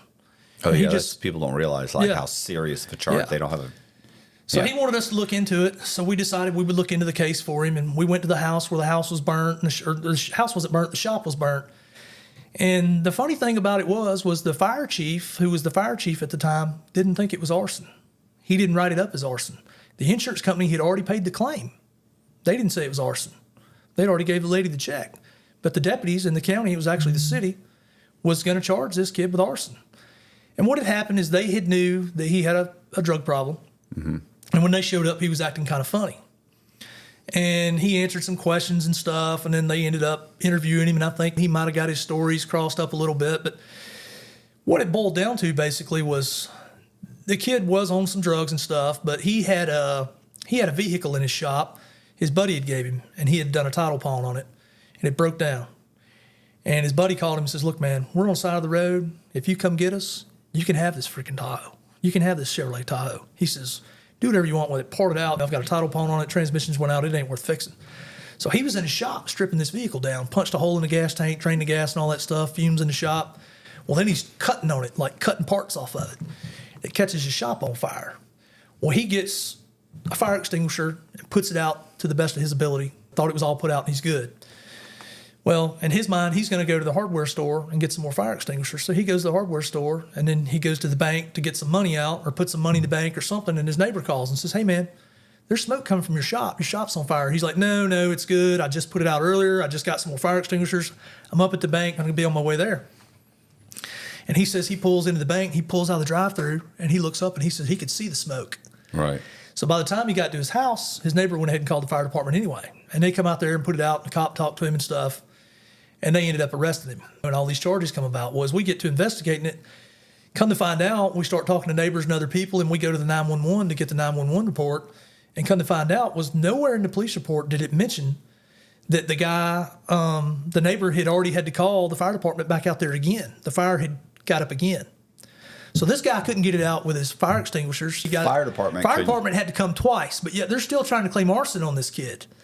And come to find out, what the reason the kid didn't want to tell the whole story is because he was afraid the title pawn company had reported that vehicle stolen, so he didn't want to get caught with the stolen vehicle. Well, I'd rather get a stolen vehicle charge than an arson charge. Well, the vehicle never was reported stolen, so he was good there. But they had him on arson at this point. So we get ready to go. I talked to the fire chief and stuff. He tells me, no, I didn't think it was arson, this and that. We get the paperwork from 911 saying somebody'd been out there, and we decide we're going to go talk to the officer that done it. And I've got him on recording. The very first thing the guy says is, this is my very first arson investigation. I've never done one before. And I'm like, all righty. And then so he starts talking for a minute, and the next thing somebody's knocking on his window is his boss. Calls him out of there. He comes back in. He says, she's not going to let me talk to y'all anymore. But we found out enough information that that they had tried to come put it out. They didn't have nothing saying it was arson. Insurance didn't think it was arson. That we got this guy's charges dropped for him. Nice. And he was looking at 30 years. So that was kind of neat to help out on that investigation stuff, even though the PI thing wasn't really my world. You just, like I said, you just never know what you're going to run into out there. It was all because of a drug problem he had that they were trying to pin the arson on him. Yeah, I knew a guy. I met a couple guys, but I knew a guy who got 15 years for arson. Wow. For burning up I don't know if it was a rental property or something. It was something of his that he set on fire to get the insurance money. And he got 15 years. Wow. That's never been in trouble before. Nothing. That's a long time to do. Yeah. You done how many years? Almost 13. Almost 13. Damn. We had a guy one time. He ran to California, and it was for that same bondsman that had some files that weren't the greatest. And he said, "Look, it's only a $5,000 bond." He goes, "Anything I save is money saved because I'm gonna have to pay them $5,000." I said, "Man, I've tracked him down. He's in California, Mitchell. It's not going to be cheap to get him back." He says, "I don't care if it's cheaper than $5,000. I want him." So we said, "Okay." So I had him tracked down to an area out there, and I called and found a recovery agent out there. And he says, "Yeah, I know where he is. He's where you said he was. I can get him if you want." And I said, "Okay, I'm going to put 2 guys on a plane and fly him out there. And you go ahead and get him and hold him." So he got the guy and held him. We flew 2 guys out there. My 2 guys got out there, and they picked him up, put him in a rental vehicle, and started driving back. The guy starts going through withdrawals from. And that's one of the reasons people will fight us a lot of times is they don't want to go to jail or they run and hide because that sickness is so bad. They say that they don't want to miss it. They don't want to have that sickness. Right. So they do everything to keep from running. I've got multiple people. They're like, "Oh God, I don't want to go. I'm going to be so sick. What am I going to do? I'd rather just be dead." That sickness just keeps them on the run. Right. So this guy starts withdrawing on the way back, and this guy Doug that I had helping, he calls me and he says, "Man, I was a medic in the Army, Todd." He said, "This guy's bad off." He said, "I don't know about this." And I said, "Oh, he'll be okay. Just keep an eye on his vitals and everything will be fine. Just keep driving." So he's driving and driving and driving. A little while later, a couple hours later, I get another call and it's Doug. And I says, "What's going on?" He says, "Man, this is bad. This is bad." And Doug was freaking out. He said, it's real bad. He goes, "Man, I don't know about this guy." He goes, "I don't know if he's going to make it. We got to go to a hospital." And where they were, I said, You can't stop where you are. Like that's not a good place. I said, "Let me know when you get to Louisiana or Arkansas or somewhere." And so he called me. He says, "Hey, we're rolling into Louisiana now." I said, "Take him to the hospital." So they took him to the hospital.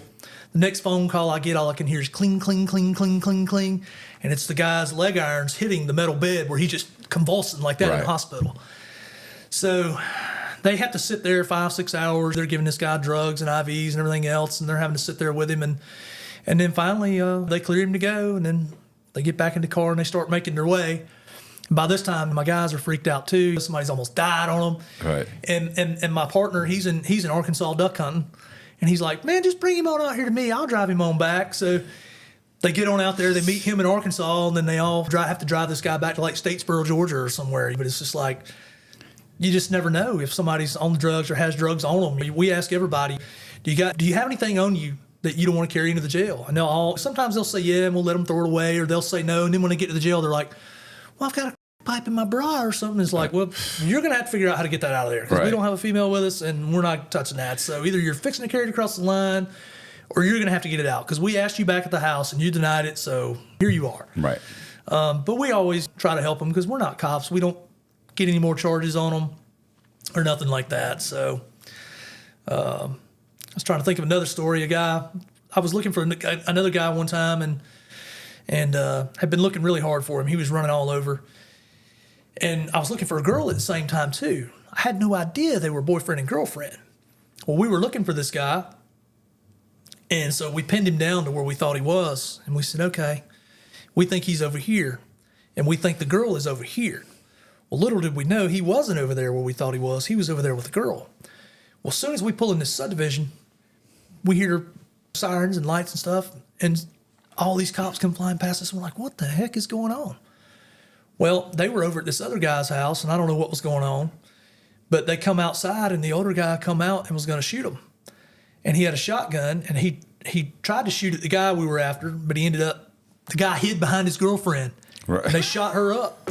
So the next phone call I get was from her mom. Oh, are you looking for the girl? I'm not going to say her name. And I'm like, yeah, well, she's in the hospital. So we go to the hospital, and like, she's all shot up, peppered with bird shot and stuff. And the other dude got away. Well, he starts dating this other chick or whatever. And come to find out. Right away? Yeah, pretty soon, within a couple of weeks. No grace period? No, so street life.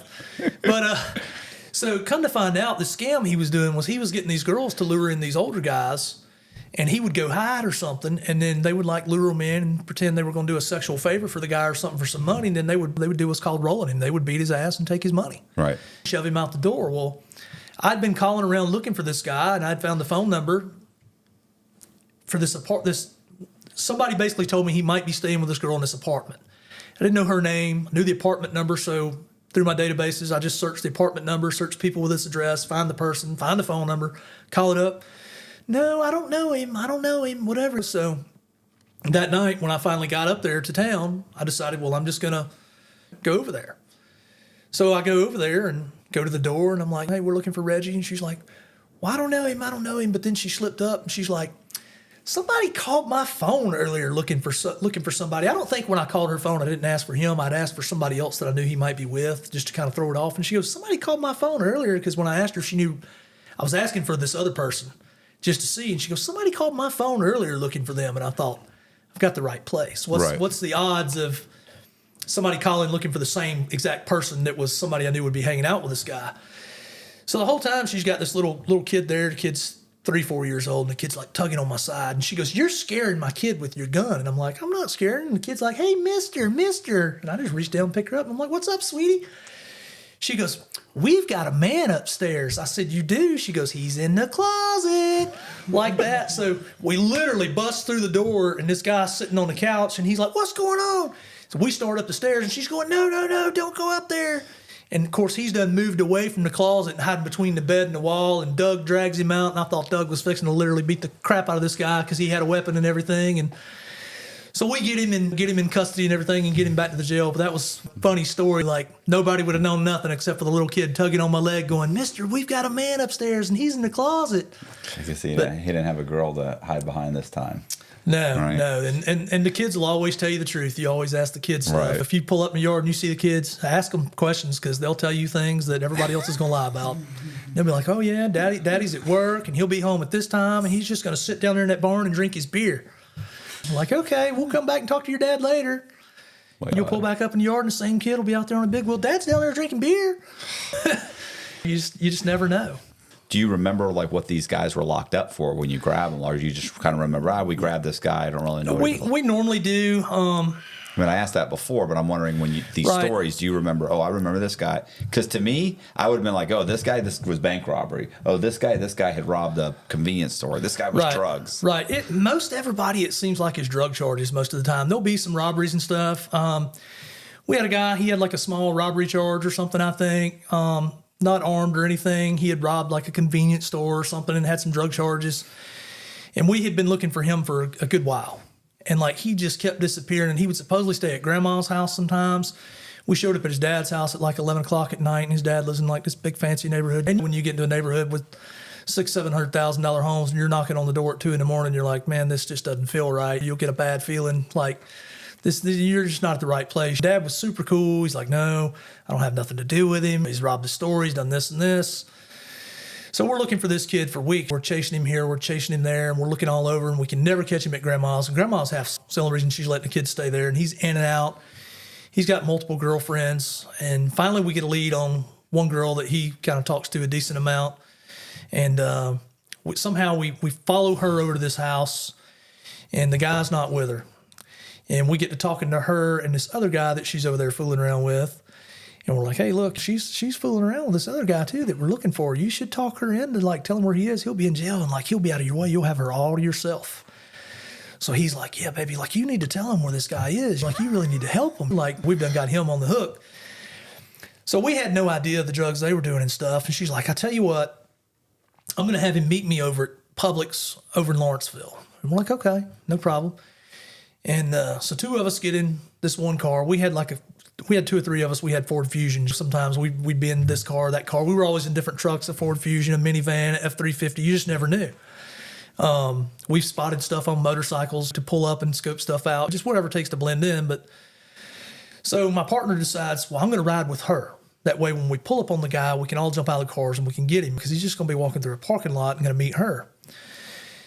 We had no idea the amount of drugs she was on. He gets in the car with her on the highway, and she's just driving like insane. And he's texting me like, I hope I live through this. And so we're like trying to figure this out. We're following her. And we knew how to get to where she told us she was going, where it was, but she was going a totally different way. So we're like trying to follow her, and she's like running 100. We're like, is she trying to get away? Why is she trying to get away? We got one of our guys in the car.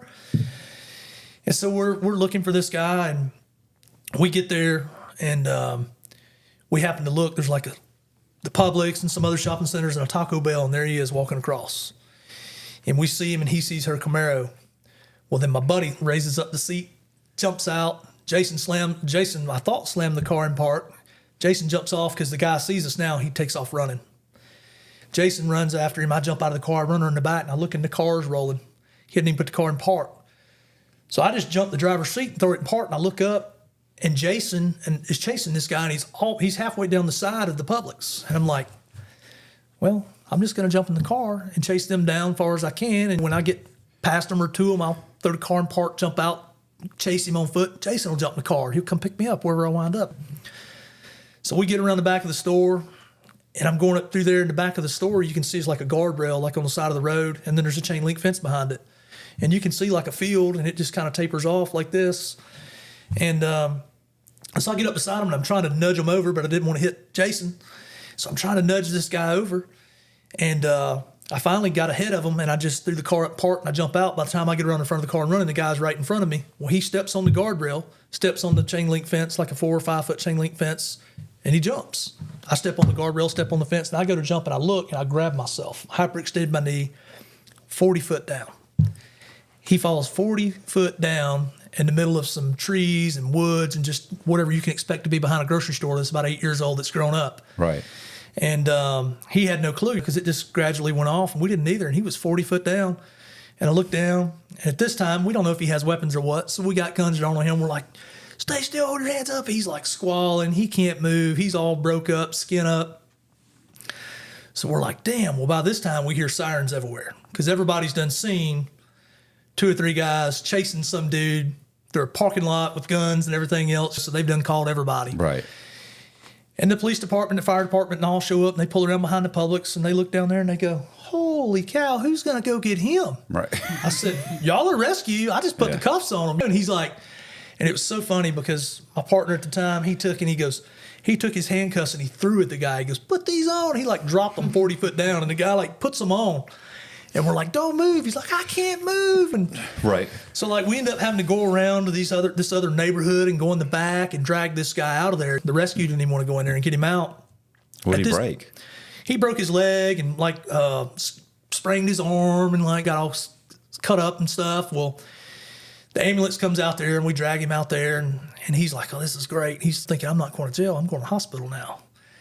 So we start talking to them, and the ambulance guy gets out, and I'm like, does he have to go with y'all? And they're like, well, let us check him out good. And they're like, well, it's going to be his choice or whatever he wants to do. And he's like, oh, I'm going with them. I'm going with the ambulance. And I'm like, I said, if you go with the ambulance, we're going with you.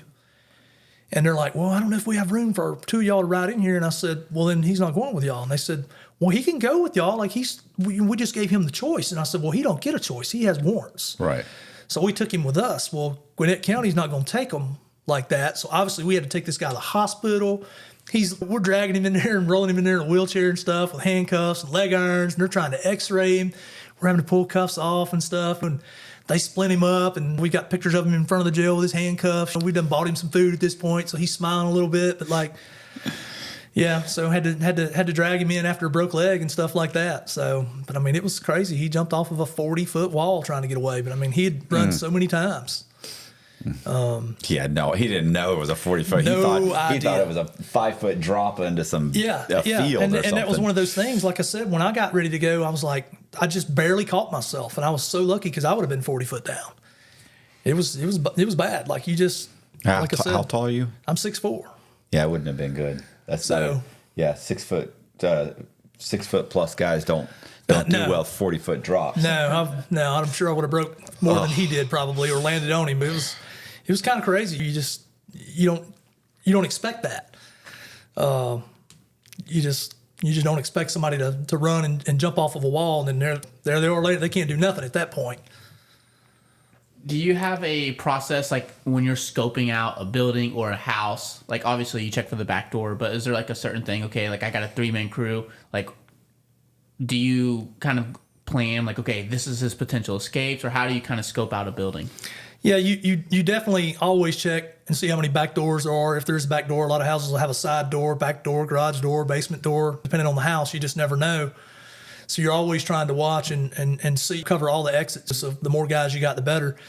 If you've got 2 guys, man, it's we've done a lot with 1 and 2 guys, but you're at such a disadvantage because if you've got 2 guys and you got a guy at the back door and a guy at the front, and let's say there's a basement door or something like that, a second story they might jump out of, and you're trying to search the house, they can go from room to room to room and hide while you're searching. They know the house, you don't. Right. So if you call your partner in, then you've just left that other point vulnerable for somebody to go out of or into or whatever. So the more guys you got, the better off you are as far as trying to search a home or something like that.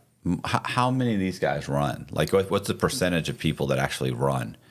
You mean like when you mean run like on bond, or you mean run once they figure out you're after them? No, once they figure out you knock on the door. Like how many times does someone answer the door? Usually about 50%. 50% bolt? Yeah, I mean some of them will bolt, or they'll hide, or they'll lie and say he's not here. I don't know where they are. I thought you were going to say 10%. You'll go up and show a picture of somebody, and you'll be like, hey, I'm looking for this guy, and a woman will look at you and go, well, I don't know him, and you'll be like, that's your son.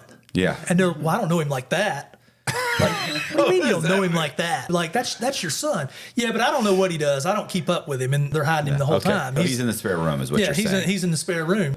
Do you, are you like an adventure junkie? Like, you kind of hope they run so you can go chase them down, or you just like, I just hope, let me just... I mean, not really. I mean, it's kind of like you want to catch them because you want to get your paycheck and move on to the next one, especially if it's, like I said, it seems like a lot of times the smaller ones are the ones that are hard to get a hold of, and they'll run and they're harder to find. Do you think it's because of drugs?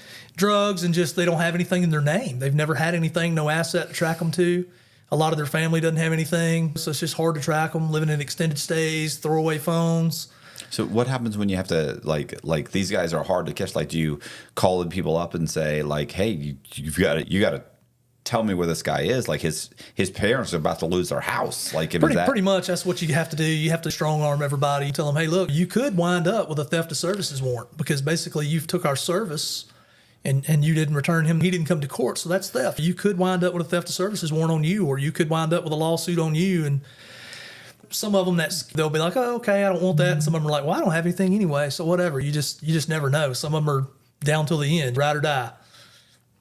So you have to watch out for that. You get clients of all types, some good, and then there's a lot of people out there with mental health problems that probably shouldn't be in jail anyway. Mm-hmm. We don't have a lot of mental health facilities like I think we used to. You had the big one, you'd probably heard of Milledgeville, Georgia, Central State Hospital.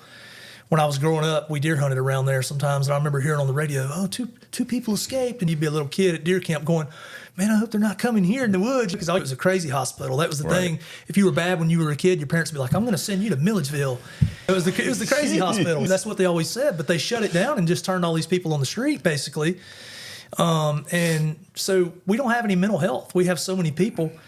There was one girl I know, they had to write a bond on at least once a month, I know, for shoplifting, because she was just going to the stores and she'd shoplift makeup or whatever, things she didn't even need. Hey, do you want anything? I've got somebody going in there. I'll get you something, she'd say. I'm like, no, you've got to stop that. But she had some mental issues, and she had somebody in another state that controlled her government check every month, and they would pay her bills and then give her a little bit of cash. And when we would bond her out of jail, we would have to call them and be like, hey, she's got arrested again.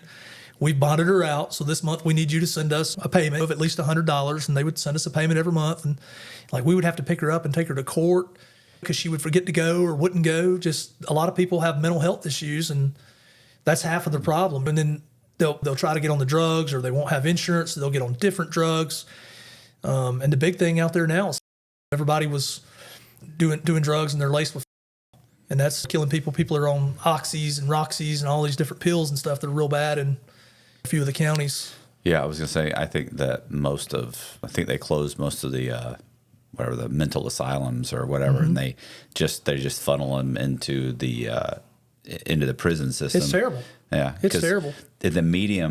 I was at the medium security prison for about 3 years, and they have an entire unit that's just for people that have mental problems. Mm-hmm. And then what they do is my buddy Zach actually was what they call a mentor. And so they pay you every month as you get an extra stipend. So you might have your regular job, and you might get an extra like $50 a month to live with a guy who's got mental problems. And so these guys would live with them, and they have to basically, you're either taking care of the guy or you're coaxing the guy into doing his laundry, taking a shower. Right. And the counselors had candy bars and candy and popcorn. They had popcorn too. What else did they have? I think they had DVDs. They had a DVD room it was a special facility. Like Zach was like, it's not the $50 as much as it is. We have a room where you can watch movies. We get extra stuff, and it's not as crowded here, not as loud here, right? Because it's a quiet space. They make everybody try and be quiet, and they bribe them. You could go to the counselor and be like, listen, I'm trying to get this guy to do his laundry. Right? Can you give me a candy bar?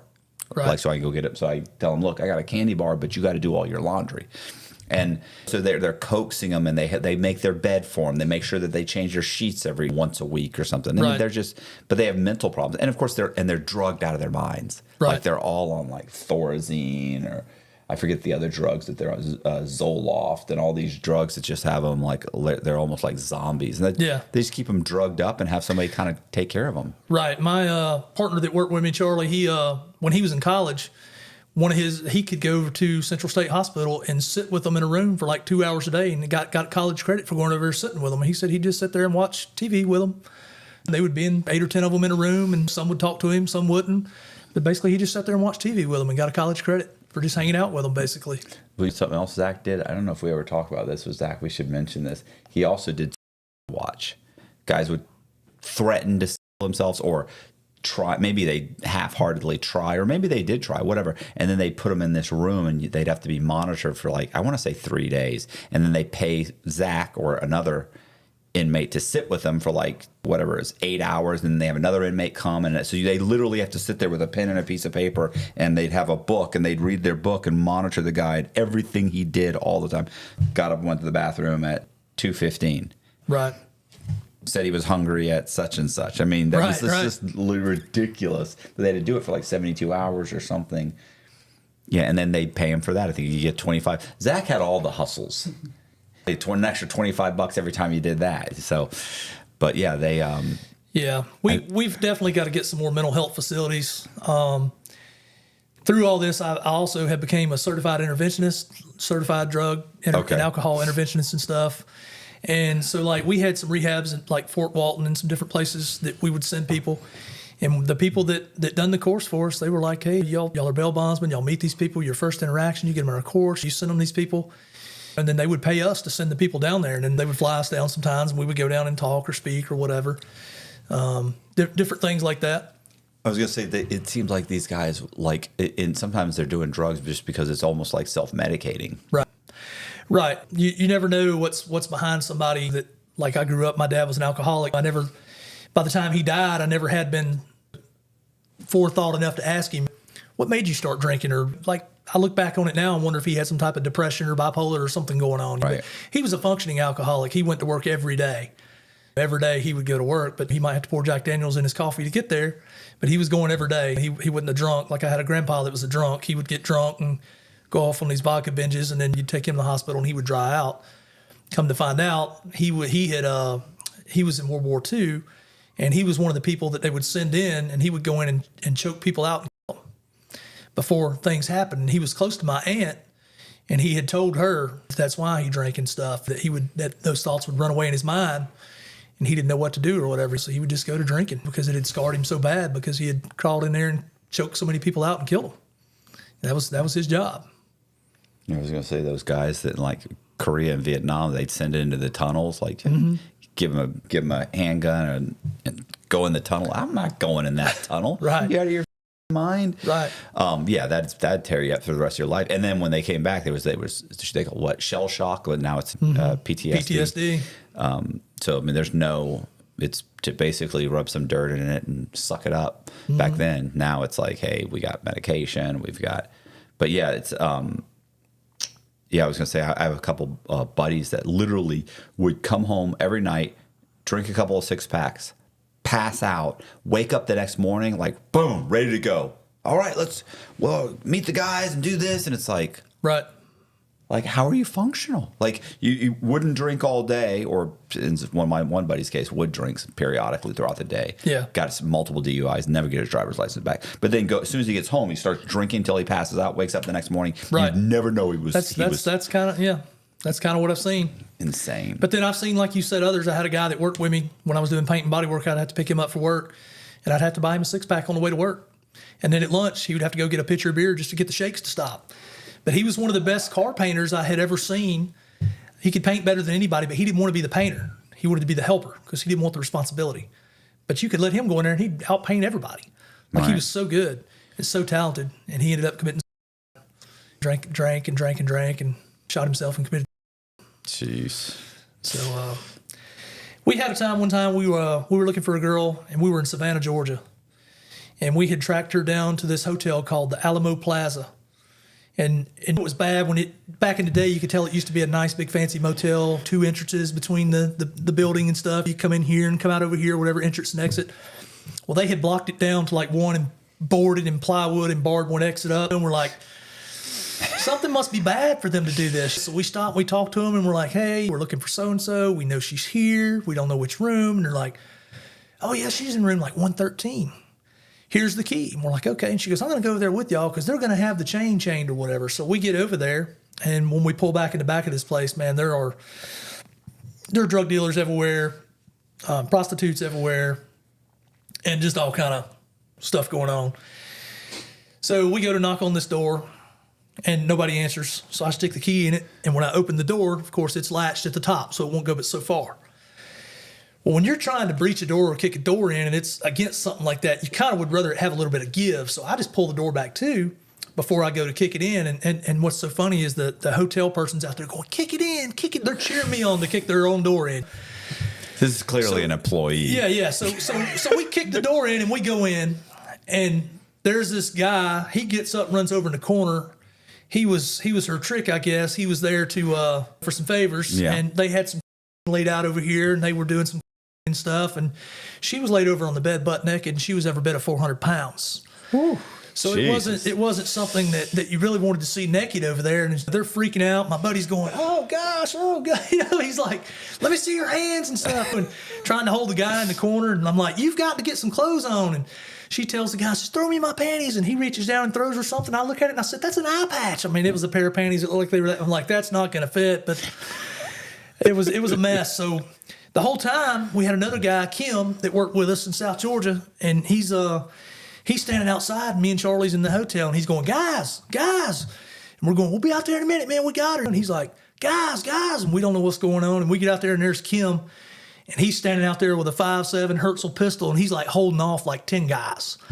Like, evidently, this is their girl. Their pimp's outside. They're pissed. We've got their drugs. We've got their girl.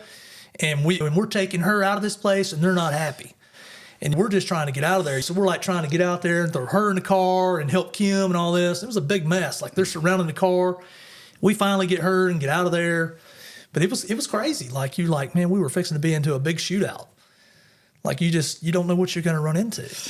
She was a money maker. She must have been a money maker. Yeah, she was the money maker, and they were not happy that we were taking her. And then on the way back to the jail, just Kim, he was real country. Some of the conversations he had with her was just kind of funny. Like, what the hell are you doing? Laid up in a hotel and doing this and this, and it was hilarious, really. Doritos aren't free. That's right. Yeah, they make that money somehow. So you're always trying to do something to laugh, like I said, and stay awake. And my buddy Charlie Baker, another Charlie, he had a little girl at the time, and he would let her paint his toenails and stuff. So we would laugh at him. We'd be like, oh, look at them toenails and stuff. And he goes, oh, yeah, we're going to have a pretty toe contest. Well, that turned into a joke, because when we go to these different places to get people, half these people ain't wearing no shoes and stuff, and they got these ugly looking feet. So he starts taking pictures of their feet, and he's texting it to us, and we're all trying to be serious. And everybody, you look at your phone, and you're like, oh, you get disturbed. And so we started riding around calling about the pretty toe contest to see who could take the picture of the ugliest feet. That was our entertainment, to try and stay awake, like I said, because we're trying to run all weekend on these guys and then get back home and get some sleep before we went back to our day job. It was 2013, I think October or June of 2013, before I finally quit bodywork and went to doing bail bonds full time. So okay, once I started doing it full time, then it was like I'm hunting them day and night at this time. So we're capturing multiple people a week, multiple a day sometimes. There's days where you might go and get 3 people, and there's days where you might not get but 1, or you might get none. And you might go one night and you're like, work 4 cases, and you're like, dang, we didn't get nobody. And then the next night it's like, boom, boom, boom, they all come together. So do you have to have a concealed weapons permit? So you have to have a weapons permit in Georgia to do bail recovery. That's right. law. You have to be 25 years old. You can't be a felon, and you got to have a weapons permit. Okay. Did you go over that before? I did not. Okay. Just make sure. Yeah, I left that out. I'm sorry. Well, I was going to say in Florida, they used to have a concealed weapons permit, but now I think you can just walk around with your gun. It's the same way in Georgia now. You can walk around open or concealed, anything you want, no permit. But as a recovery agent, the law still states we are supposed to have a permit. Okay. So I keep one, which that makes it easier anyway. If you want to buy a gun, they don't have to run your crap. You just whip out your card, and you're good. You're a lot faster through to buy a weapon. How often, when you grab these guys, do women ever offer services? I've seen the body cam for the cops. When they do. Like, can we settle this? They some do. Way? We went and got a girl one time, and we'd been looking for her, didn't know where she was, and all of a sudden we get a call out of the blue. This guy goes, "Hey, are you looking for so and so?" And we're like, "Yes, we are." And he's like, "Well, come over here and get her. She's at my apartment, and she's crazy, and she's batshit crazy, and I want her gone." And we went over there, and she was upstairs, and she come down. She was half naked. We made her put some clothes on and stuff, and we get going up the road with her. And she looks over at me, and she goes, "This is bullcrap." She goes, "He only had me arrested because I won't have sex with him today." She goes, "I don't want to have sex with him today." She goes, "Normally I let him and his buddies come over, and they tie me up and do whatever they want with me." And she goes, "I didn't want to do that today, so he's mad, so he called you to take me to jail." And she goes, "I'll do anything not to go to jail." She goes, "I will suck you off good and hard right now if you don't put me in jail." And I'm like, "Yeah, that's not going to happen. That's not going to work for me." And she was sitting in the passenger seat, and my buddy's in the back, and she turns around and looks at him, and she goes, "What about you? I'll do the same thing for you right now, good and hard, if you just let me go." And he looks at her, and he goes, "Well, the guy in the front seat," he goes, "me and him don't get along. We don't like each other. We're forced to work with each other, and we're both competing for the same promotion. And if I let you do that to me, he's going to tell on me. And if you do it to him, I'm going to tell on him. So it ain't going to work. We're both going to have to miss out on this today. And so we get to the jail, and this girl is inside the lobby of the jail. And people that were walking in, she's like, hey, I'll perform what, right. I'll do whatever to get out of here. And the guy's like, I don't think so. She wasn't the greatest looking thing anyway. And they're like, I don't think so. And she was offering 3 or 4 people that walked into the lobby to where finally they had to come out there and get her. She's like, I'll pay you the money for my bond. I'll do this sexual favor. I'll do that. And they're like, no. But yeah, that's happened multiple times. They're like, is there no way we can work this out? And you're like, no, there is no way we can work this out. Like, no. What about, do people also try and like pay you? Like, hey man, let me give you I got you $200 right now if you just let me go. They do try and pay. And we actually had, we had a few payoff, and it's not like you think. It's not like we had the guy there and he's like, hey, give me some money and I'll let you go. We were chasing a couple of guys. This has happened several times. We were chasing people, and come to find out they were like the kingpin, like the dealer. Right, yeah. They actually had a bunch of money somewhere. Right, yeah. and they're like, look, we're after him, and we're going to keep coming to your house until we find Ted or whatever. And they're like, okay, well, we're going to talk to him, this and that or whatever. And then finally they're like, look, you're bad for business. You keep coming around. My first bail recovery company was called BC Bail Recovery, which stood for Bad Company Bail Recovery, because everywhere we went, people said, y'all are bad company. We don't want you here. Right. Go away. Y'all aren't the type of company we want coming over. So, but they would be like, hey, I've talked to Ted, and Ted says he wants to know how he can get out of this. And I'm like, well, this is a $10,000 bond. So you got 10 grand? Yeah. Ted says he can have it for you tomorrow. Next thing, somebody shows up and brings us 10 grand. And they're like, well, this take care of this. And I'm like, well, this is going to keep us from coming back to your house, and we're not after Ted no more. But Ted still has warrants, which means other bondsmen, if they hire another company, or the sheriff or somebody else is still going to be looking for you. But this bondsman's not, because we have satisfied his contract. Right. He wanted him or 10 grand. He got the 10 grand. And for the bondsman, that can work out 2 ways. The bondsman can go down and pay that off. Go, hey, we didn't get him. Here's the 10 grand. Or he can wait until his last day and then go, hey, I need an extension. We still haven't caught him. And then hopes then that guy gets arrested. Then if the guy gets arrested, then he goes down, comes off the bond. Then he's got the money and the guy. Nice. But I mean, nice lick. Yeah. In the contract, it states that when you fail to appear, the money's due then. And they can charge different fees and different things. There's things in the contract that allow us to get all your information regardless of HIPAA laws, medical releases, phone numbers, jobs, anything. And you have to do a lot of different things to find the people sometimes. I mean, I'll just call them up and be like, hey, this is Todd at Aaron Reynolds. I need to verify. Mr. Cox is here and he wants to rent some furniture. I'm just trying to verify employment. Right. Well, I'm not supposed to give anything. Well, look, man, does he work there? I'm not trying to ask anything. Yeah, he works. Okay, that's all I need to know. Right. And then you show up at wherever job it is and get them. Find them on their job or something. You were asking a story about somebody that got away. We had a mother and a son that we were looking for. Neither one of them were big bonds.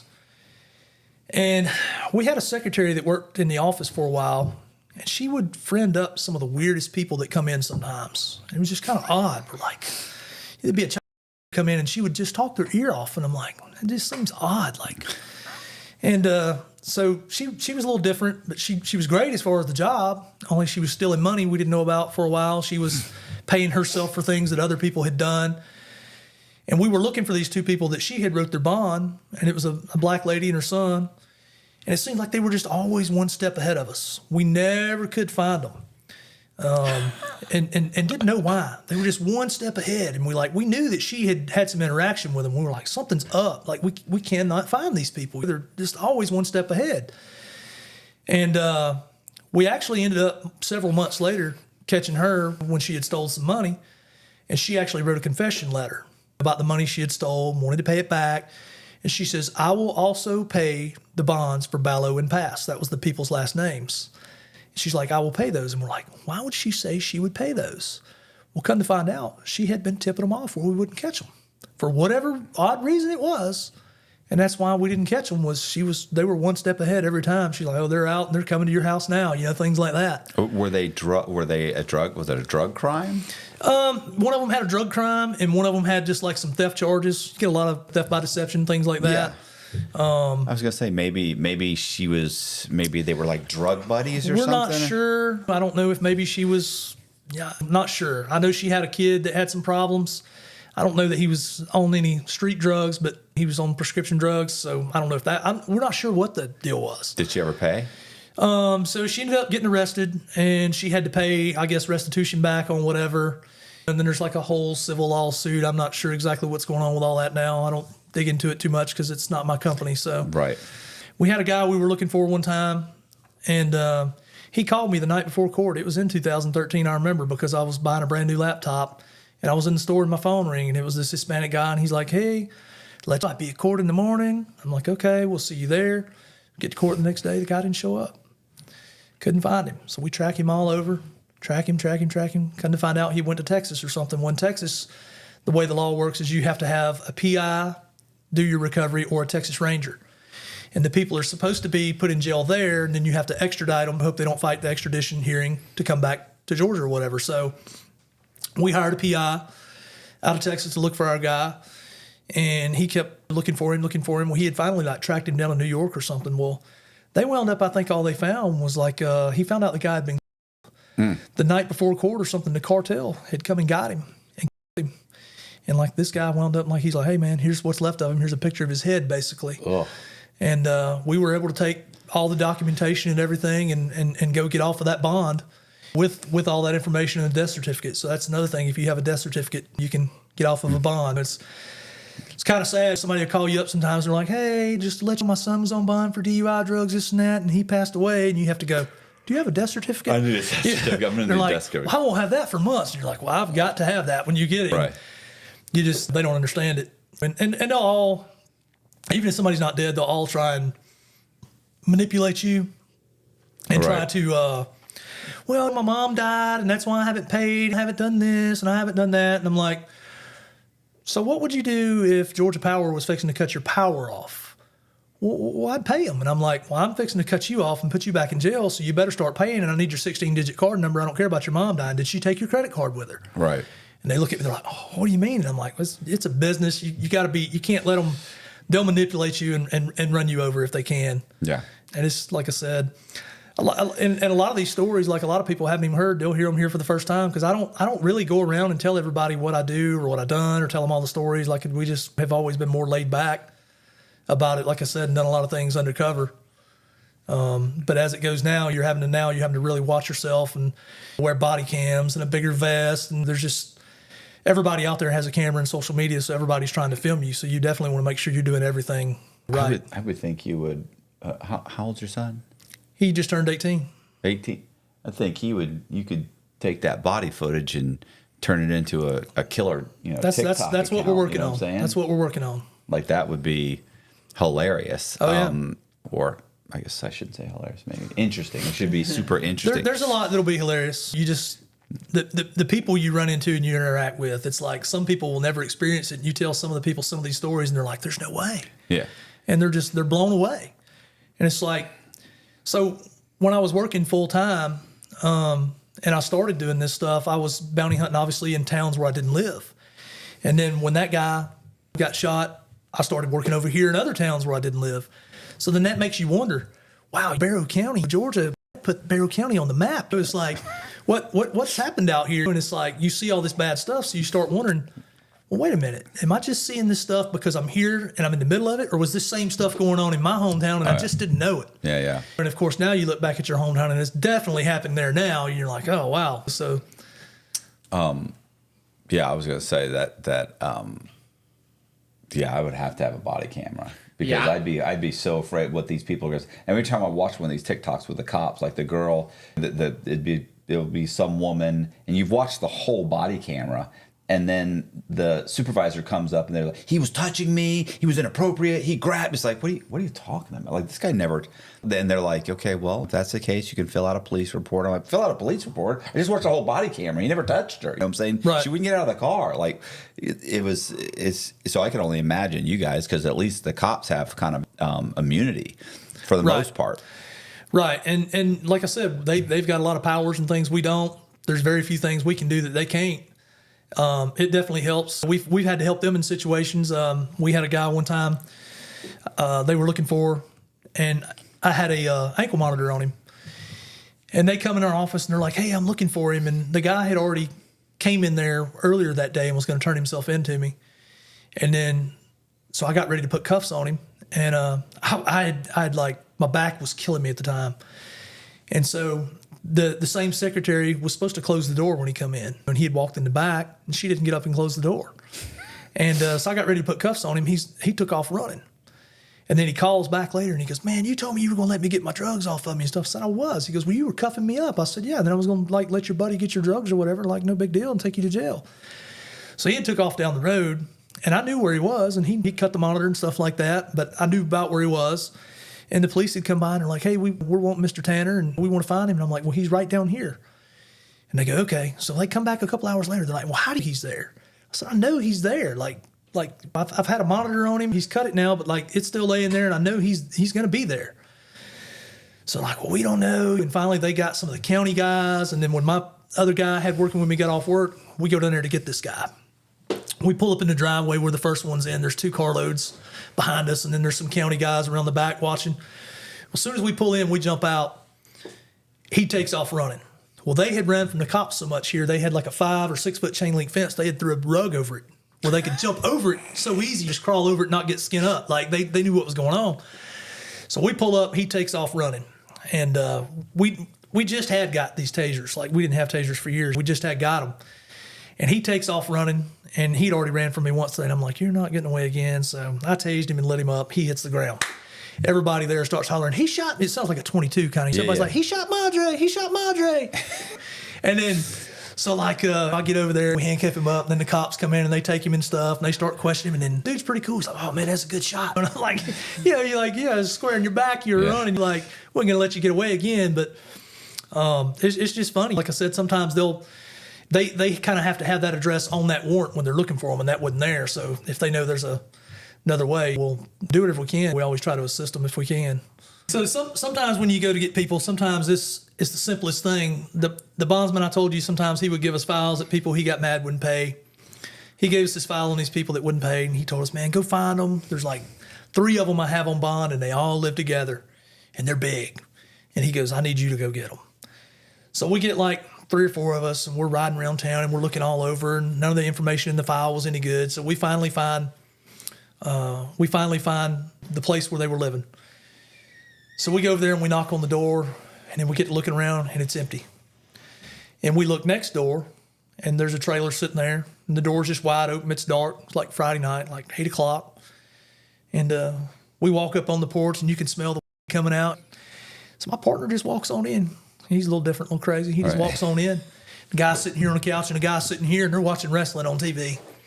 And they got all their laid out on the table and their little tray and everything. And Charlie just sits down on the couch between them, and me and Jason just stand at the door like, what the hell is he doing?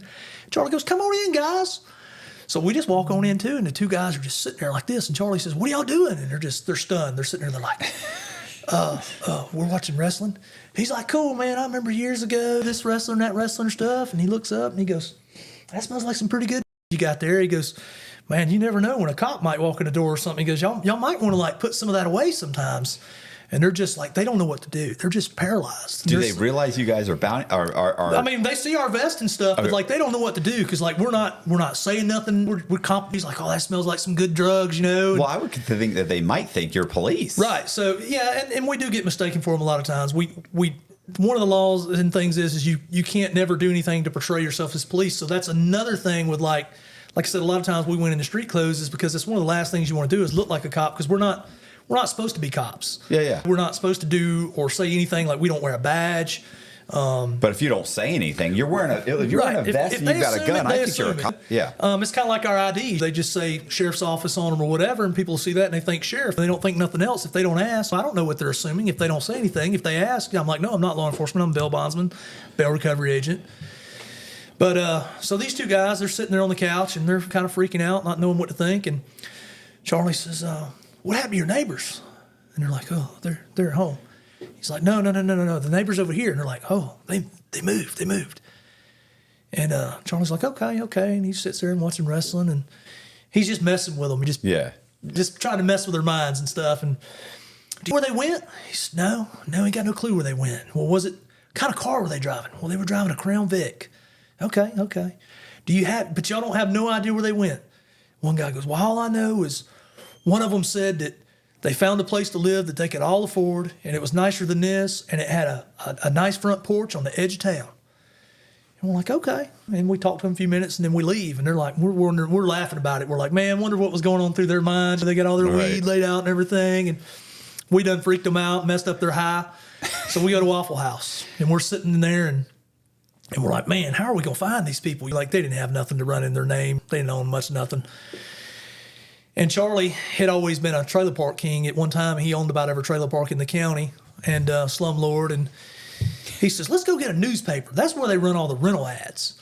So he goes and gets that, and he comes back. He walks into Waffle House, and he's looking, and he's flipping through it, and he goes, house for rent, house for rent, house for rent. And sure enough, the ad says, house for rent, 3-bedroom, 2-bath, nice front porch on the edge of town. Same description, just like the people said. And we're like, how is it they're giving the same description? Thought it was kind of odd because the porch and the edge of town was mentioned. So we look up the address in the rental ad because the address was on there, and we rode over there, and sure enough, there's the Crown Vic in the driveway. It's like 4 a.m. by this time. We're like, we're not going to knock on their door right now. The car's here. They don't know we're looking for them. They're going to be here. So we get up the next day, and we go over there at like 10 o'clock, knock on the door, and we're pounding on the door. Finally, somebody comes to the door, and it's a big old boy. But something was not right with these people. They, I don't think they had Down syndrome, but something wasn't right. I don't know if there's some inbreeding going on or what, but they weren't quite right. What's the family on sulfide underbelly? Oh yeah, God, I know exactly what you're talking about. Similar to that.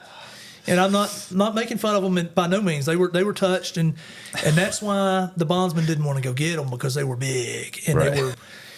You could tell if they wanted to cause, and that's what they had been to jail for, was like simple battery, family violence, where they got into an argument with each other, and it was like 3 of them that went, 3 or 4 of them or something. So we tell them, hey, your bondsman's coming off your bond, and like there was cat crap all over the floor. These places are just nasty. And one of them was laughing. The dog was over there taking a poop in the floor, and one of them was just laughing and giggling about it.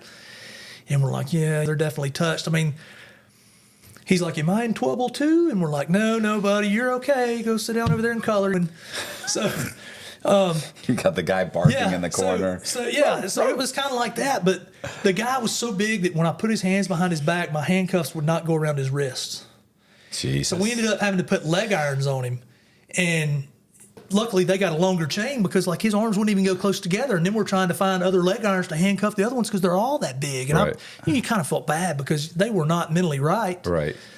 But they had done the crime and whatever, and he wanted off. So it was a job to us. We had to take them back to jail. But luckily they were gentle giants. Right. So, but it was just kind of funny. House on the edge of town with that, the way we tracked them down, because you were asking about how we find them. Social media, and just people will put on there, hey, we're having a party over here. And you wind up having to walk in a nightclub or something, and the music stops because you're the only 2 white guys to walk in there or something. And it's like, oh, shit. And you find your guy or whatever, and they're not happy when you go taking somebody away from their party. They're not happy. But you have to try and figure out a way to get out of there. What's the biggest bond that you've had?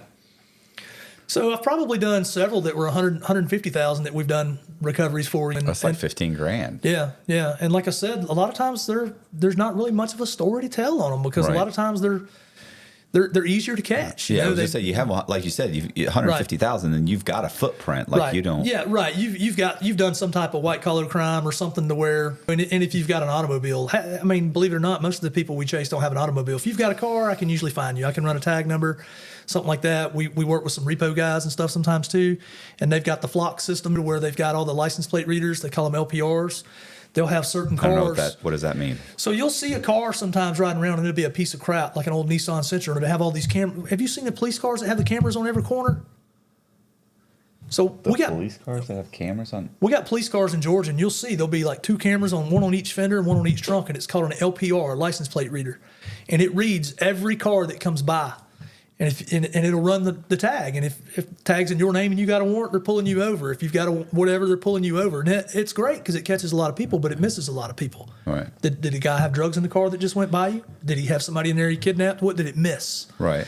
So basically the repo companies, they'll take one of their old piece of crap cars that they've got on a repo, nobody's come and got, and they've got paperwork on it, and they put these same cameras on there.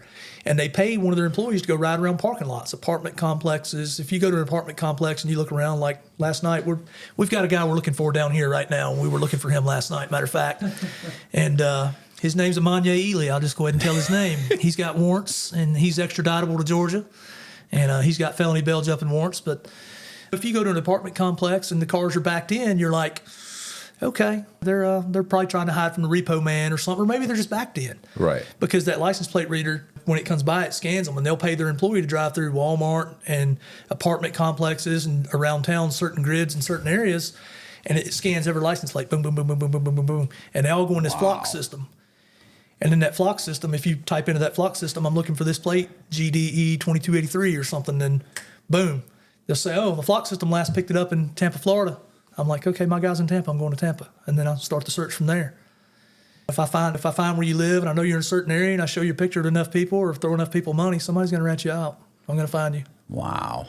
So, I never heard anything like that. Or I thought maybe like driving through like tolls or something. Yeah, well, we don't have a lot of that in Georgia. But like I said, the repo guys are running that flock system, and if you get in with them, you can put it in there.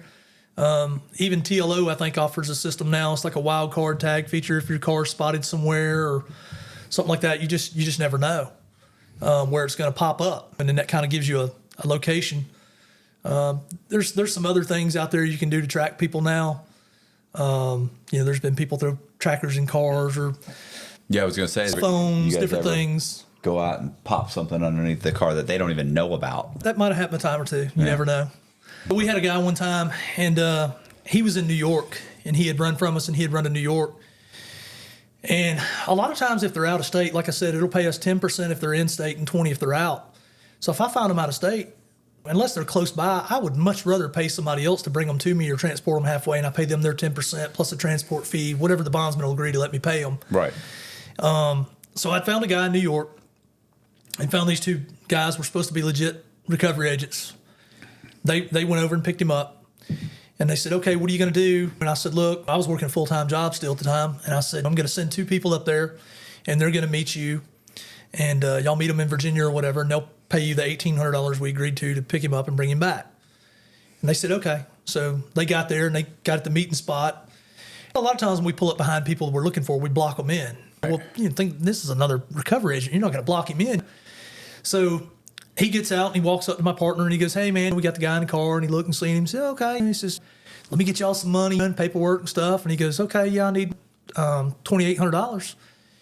He goes, no, man, he's $1,800 is what we agreed. He goes, this guy's $2,800. He goes, what are you talking about? It's not what we agreed to. Right. And dude says, he's $2,800 and we're driving away with him. And he goes, hang on. So he's sat in the truck to call me, and my partner calls me. He's like, man, this guy's trying to extort me for another $1,000. Right. And he turns around and the dude drives away. So basically, because they couldn't get the $2,800 out of us, they took the guy. I guess they'd talked to him and found out maybe he had a little money or something. And they basically took him and held him for like a day and a half and took him to 2 or 3 different ATMs, made him go in a bank and withdraw a bunch of money and give them all their money. Then they told him, if you try to do anything to us or whatever, we know where you live. We came to your house. We got you. We seen your family. We know everything about you, and we will kill you. Wow. And they left his ass in Virginia. And so I'm like, dang, what am I going to do now?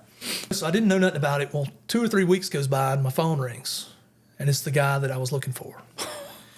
He says, are you my bail bondsman? I said, well, I'm the guy that's been looking for you. He says, I need to talk. I said, okay. This is what happened. I said, well, I know they told me they wanted more money and they ran off. He goes, well, yeah, then they done this to me and they done this. I said, I hope you've called the police. He goes, man, I'm scared to. I don't know what to do. He goes, it took me 2 weeks to call you. He goes, they're going to kill me.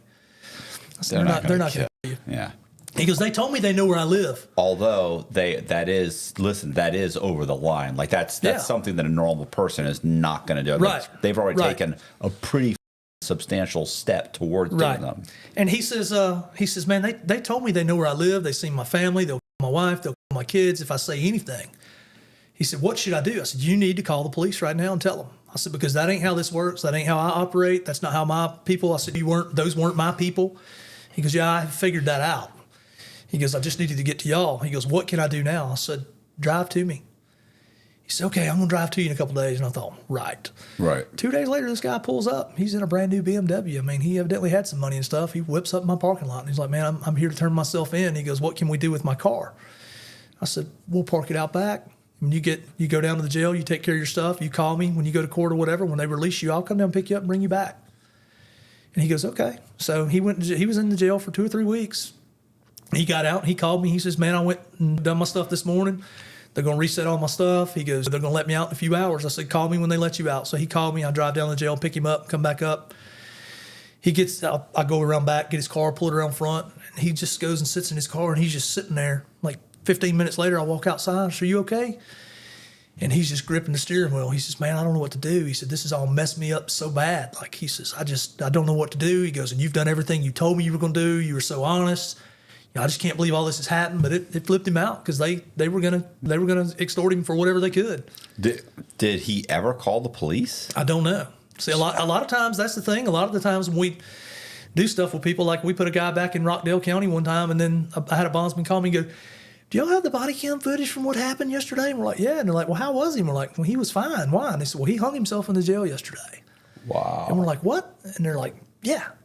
And we're like, man, he was fine. Like, and we're like, we got all the footage. He was fine. Like, we didn't have to beat him. We didn't lay a hand on him, not a mark. I've got tons and tons of pictures because when we get somebody back to the jail, we spin them around right there and take a picture of them. And like, this is the shape you were in when you got here. That way there's no line. Either you got beat up or you didn't. You can't say something more happened to you. Right. You just always try to cover your butt. Do you grab people over and over again? Have you grabbed people multiple times? Like you grabbed them once, then a year later, boom, you got to go after the same guy. One guy one time I was looking for, and we had been tracking him a certain way. And we knew he was in a certain area, but we couldn't figure it out. And somebody kept saying he was over here and like couldn't figure out how to get, there was just nothing there. You're looking at Google Earth where everybody's telling us he is, there's nothing there. Well, Google Earth hadn't updated today, had built a new hotel there. Okay. And we didn't know it. And it was like kind of like the convenience store we talked about on the way here. Like you couldn't really get to it at the time. Nobody knew there was a Howard Johnson down this side access road that you could only see from 85 if you went a certain direction. So we finally seen him pull into a subdivision one day. And I seen him, and I called my buddy, and I said, man, when do you get off work? He goes, I get off at 5 in like 10 minutes. I said, look, this guy's over here. And I said, he's in the subdivision. And I said, I'm trying to get up there. Somebody's done called me and told me he's in there, my CI. So I'm trying to speed over there, and Jason's trying to get over there. And we both get there late. He pulls out, and I see him. Jason sees him. And I'm in like a Bronco, and Jason's in like a Ford Fusion. And we're going on the road, and we're following this guy. And we're like, okay, what are we going to do? He don't know who we are. He don't know we're following him. Well, for some reason, the sheriff's office had traffic stopped in the road and was doing something. So when they did, I just thought, well, shit, I'm in a four-wheel drive. I just pulled off the side of the road and pulled around, blocked him in, and Jason just kind of pulled up, blocked him in the back. So he's trying to like back up and pull forward and get out, and he's freaking out. And we're like, get out of the car. And he finally what are the cops doing? Do they just... They're like 5 cars down directing traffic from where a cow had got out of a fence or something. Oh, okay. They didn't know what was going on. But the county knew because we had already called them and told them, hey, we're mobile. We're chasing him. Here he is. We're following him. It ain't a high-speed chase or nothing. We're just following him. And so we finally get him out of the car. He tries to act like we don't know who you are and stuff. And his girlfriend gets in the seat. We get him down to the jail. And his girlfriend's mom shows up. And she's pissed, and she starts talking to me, and she goes, well, I don't know why y'all had to pull guns on him, this and that. And we're like, man, we don't never know what he's going to do. He tried to run us over. Right. You know, he was trying to get away and run us over. Yeah, but y'all have dealt with him before. And I'm like, I have never dealt with him. She goes, yes, you have. You dealt with him. And I'm like, no, I'm not. So I get back home, and I start looking through my pictures. And like I said, we've got a lot of people. I've got well over 1,000 documented and pictures and files, and we had this credenza that would go almost down this wall in my office. And when we first started and somebody gave us a file, we would take the file and we were done, and we'd be like, oh, put it in here and get another one, put it in here. And for it, we had the little short drawer filled up. And then there's a deep drawer below it, and we start working on that drawer. And then we do the other one, and then the other one, and then the doors in the middle and the doors on the bottom. And we've got this whole credenza filled up with all these files. And we're like, well, that was fun. And we did burn it all at that point. But going home and looking through my pictures, sure enough, about 2 years earlier, I had got the same guy. And I had no clue, didn't recognize him. He didn't look much different, but just you see so many people. Yeah. You just don't know. And there's several of them that I got multiple times. And it's amazing sometimes when they get on drugs, they don't even remember you. Hey, you guys, I appreciate you watching the video. If you liked it, please subscribe. Please, sorry, you dropped your phone. Sorry. Please hit the bell so you get notified. Share the video. Leave a comment. Also, any links for his TikTok, Instagram, YouTube channel that he's starting. Sorry, what do you call it? Interview in handcuffs. Interview is called Interview in Handcuffs, where he's setting all that up. So please go there and subscribe, check it out. Also, do me a favor. Please consider joining our Patreon. It's $10 a month. We put Patreon exclusive content on Patreon. It really does help Colby and I make these videos. Thank you very much. See ya.